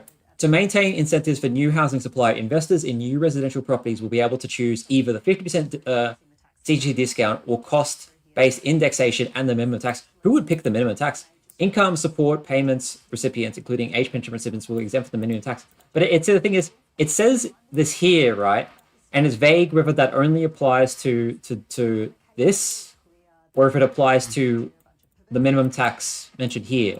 Like, this isn't written very well, because you would have thought that they would have mentioned that they're exempt from the minimum tax here if it's applying for all of the cases of the minimum tax. So that's just for housing though. The weird capital gains. So hang on. So what you're saying is that this income support payment thing loophole only applies for housing, new housing specifically. Looks like it. Well, then that's really strange, and that's also a problem because, capital gains tax is now basically no matter how small little you earn, right? You're going to have to pay a minimum 30% tax. That's going to discourage so many people from like buying anything, right?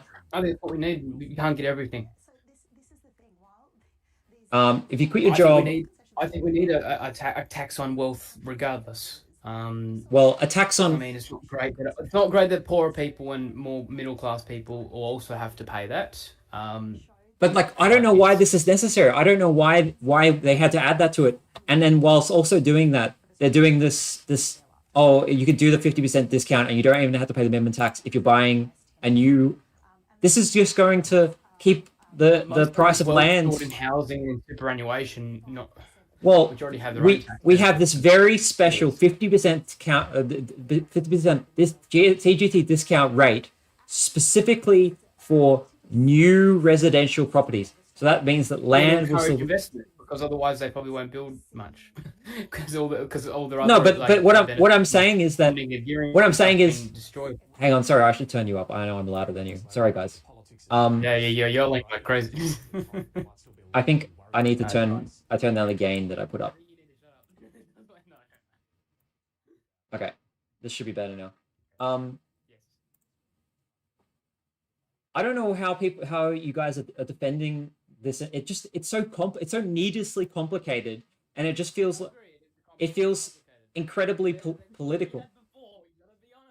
I don't know if it's better than what we had before, because at the moment you actually get a cheaper discount by investing in property than you do through anything else. Actually, this 50% CGT discount only applies to this, right? To new residential properties, and that will still create a. Well, that's just not true. We are building we're building plenty of houses. Nothing compared to the entire housing supply that's been built over the last 30 years. Well, yeah, but the supply is not the issue. Supply is not the issue. You're going back to supply being the issue.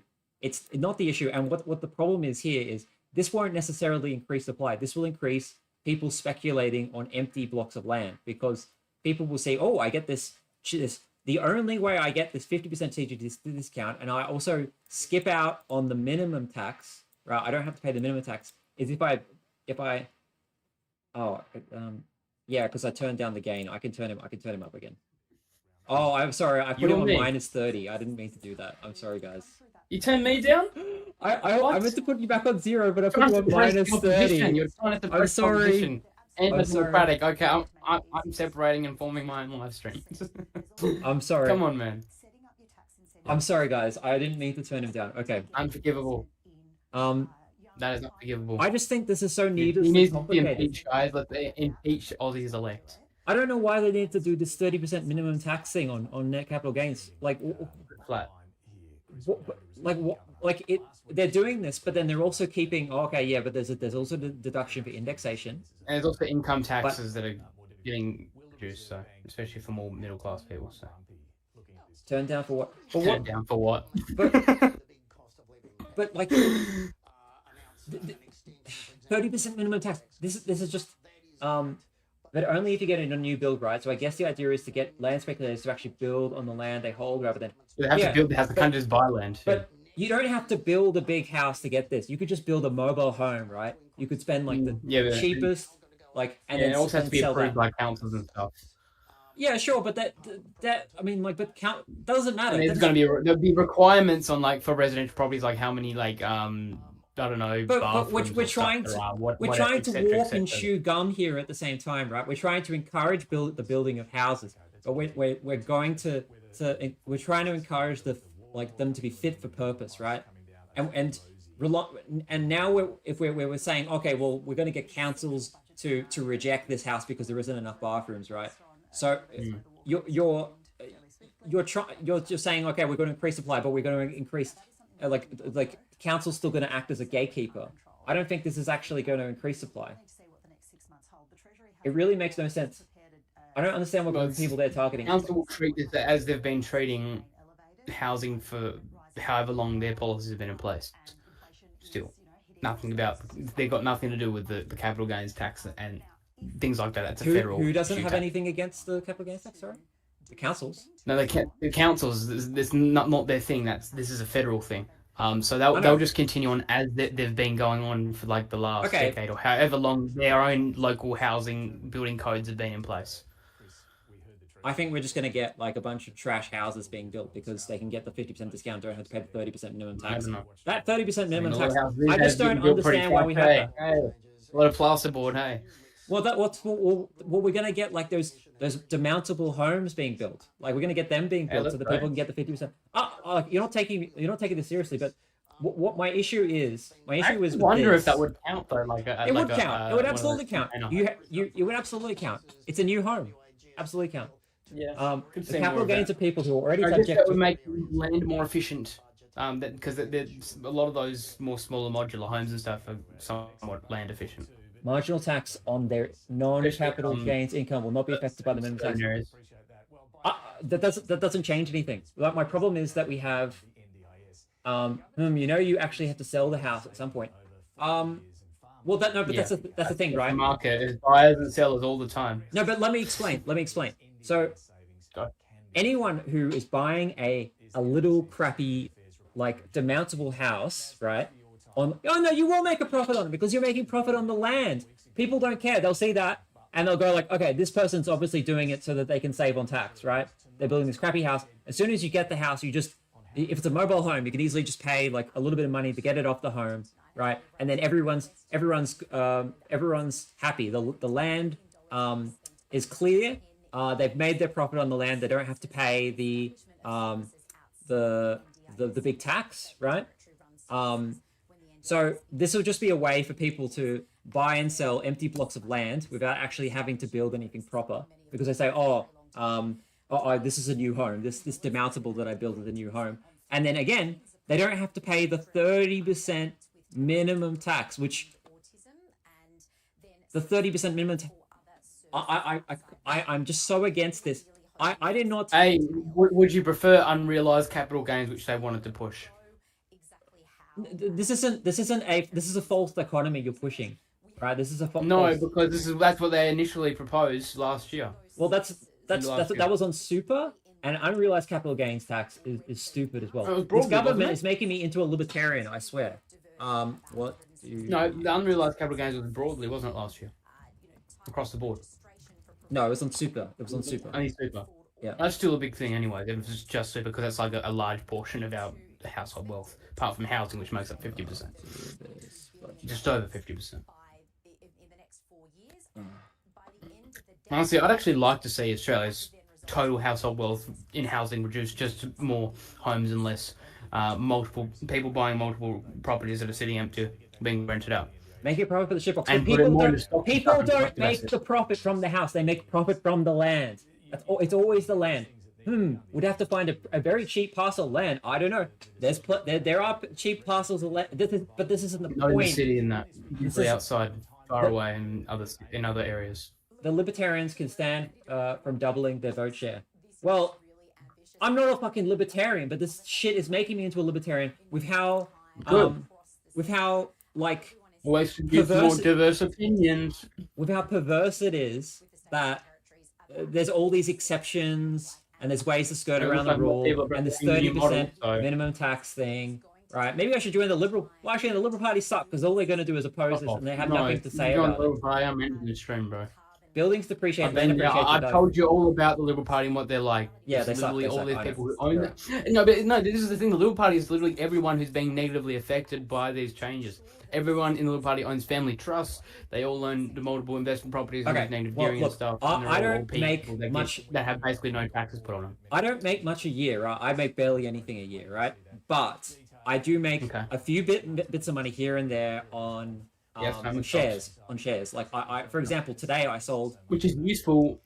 It's productive capital being deployed. Yeah. For example, I just sold shares today, and I made it's quite a lot of profit. I made on those shares. So technically, the time that you had those shares invested, you basically gave the company capital. You gave them so, little resources. So now, unlike parasitic housing, regardless of the fact that I'm a low-income earner, right, and I earn under the tax-free threshold a year. That's right. That's how low I earn a year. I earn under the tax-free threshold. I would now have to pay a 30% tax on the gains that I made for the capital gains because of this government just not policy. sell them. Sorry, just not sell them. Just don't sell them. Why would I not sell them? The whole point. Long term, don't trade. Just hold for the long term. What's the point of doing that if eventually superannuation does, bro? That's why it gets so valuable over time. Yeah, but what I'm saying is this distorts the market, right? This distorts the market because I don't sell because of this tax change, right? Okay, I don't know. Because it holds down long-term investment as well into stocks, which is good for companies because they're able to. Well, it's good for companies. It's not good for me. It's not good for me, and I shouldn't be punished. But it's not good for anyone who's just trying to profit off the change in price. Yeah, but the problem is I'm a low-income earner. I'm a low-income earner, so why should I be punished? If I'm a low-income earner, why should I be punished? Yeah. Like everyone else. Yeah, I know that. I agree. I think this system should be allocated based on income. It should just be the regular income tax rates. Why is it so hard for the government to do that? Why is it so hard for the government to just say, okay, here's what we're going to do for every single asset, we're after X date, we're getting rid of the 50% CGT discount and we're replacing it with indexation. That's it. That's all they need to say. Not this gobbledygook that we're getting here simply because they want to maintain supply. And most of your audience believes that this is the right change, and I do as well. Well, it's probably because they're not understanding the ramifications of what this means. I don't know if you're understanding it, bro. Maybe we're just overthinking everything tonight, and we just need to take a chill pill on capital gains specifically, have a look at it, and see how it works in the long term. All right. Well, we also don't the thing is, mathematical theoretical is not always great because in practice we just don't know how things are actually going to go with things like this that have been what you say arguably. They put their argument for it in the budget papers. Where? I can't see it. This is the budget papers. I'm looking at the budget paper right now, and it's confusing as fuck, and it's annoying the fuck out of me as well because this is going to hurt people who don't have a high income, who just so happen to invest in the stock market, right? Like, I just don't get it. I don't get it. If you use normal income... It doesn't punish people who invest in the stock market. It's people who make a transaction after a profit. That's a big difference. That is investing in the stock market. What are you talking about? That literally is. No, this is the realized hold on to it and make dividends? Is that what you're saying? I should just hold on to it and make dividends because why not never happen? They haven't changed franking credits. No. They haven't changed franking credits. Yeah, but that's if you get dividends. That's only if you get dividends. It's like, okay, Speaker's Corner, we'll move on, please. Okay, all right, well, I'm done for tonight. I'm very confused about this. I don't understand this. I will go and watch Insiders. Thank you everyone for joining us tonight. I'm just disappointed that this could have been a slam dunk, but they've complicated it to shit and they confused it to shit. Right. And it just feels like a cash. It does feel like a cash grab. I'm gonna mimic what the coalition is saying and feel like it's a cash grab. This 30% minimum tax is bullshit. It's bullshit. They should never have done this. I don't understand why they're doing this. When they don't want to do like a gas export tax, they'd rather do a 30% minimum capital gains tax. No thanks. Bye-bye, everyone. Thank you for joining. I'd rather a higher CSG than a high income tax.